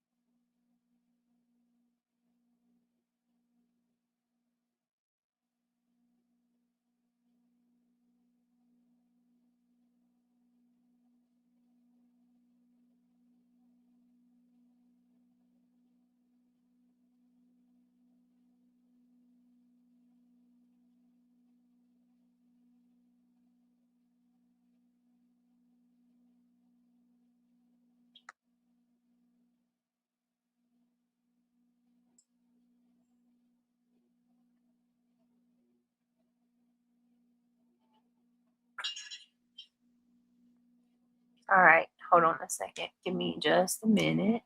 Let me see. Thank you, Brittany and Reality. Good tonight. This was a good stream. Sad, and now I'm confused. Confused about my Britney Spears comment, or sad and confused about what exactly? Because I don't want to leave. The last thing I want to do is leave anybody out confused. Damn, where's my? That's not my goal. Where did my pen go? I dropped it. Is that it? Is that my stylus? Please be my stylus. I found my stylus. No, I didn't. Shit. Damn. I thought I found my stylus. Shit. I need to look real hard. I lost the stylus to my phone, y'all, and I miss it so bad. I want to find it.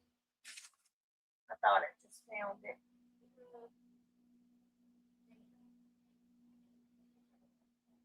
All right, let me see.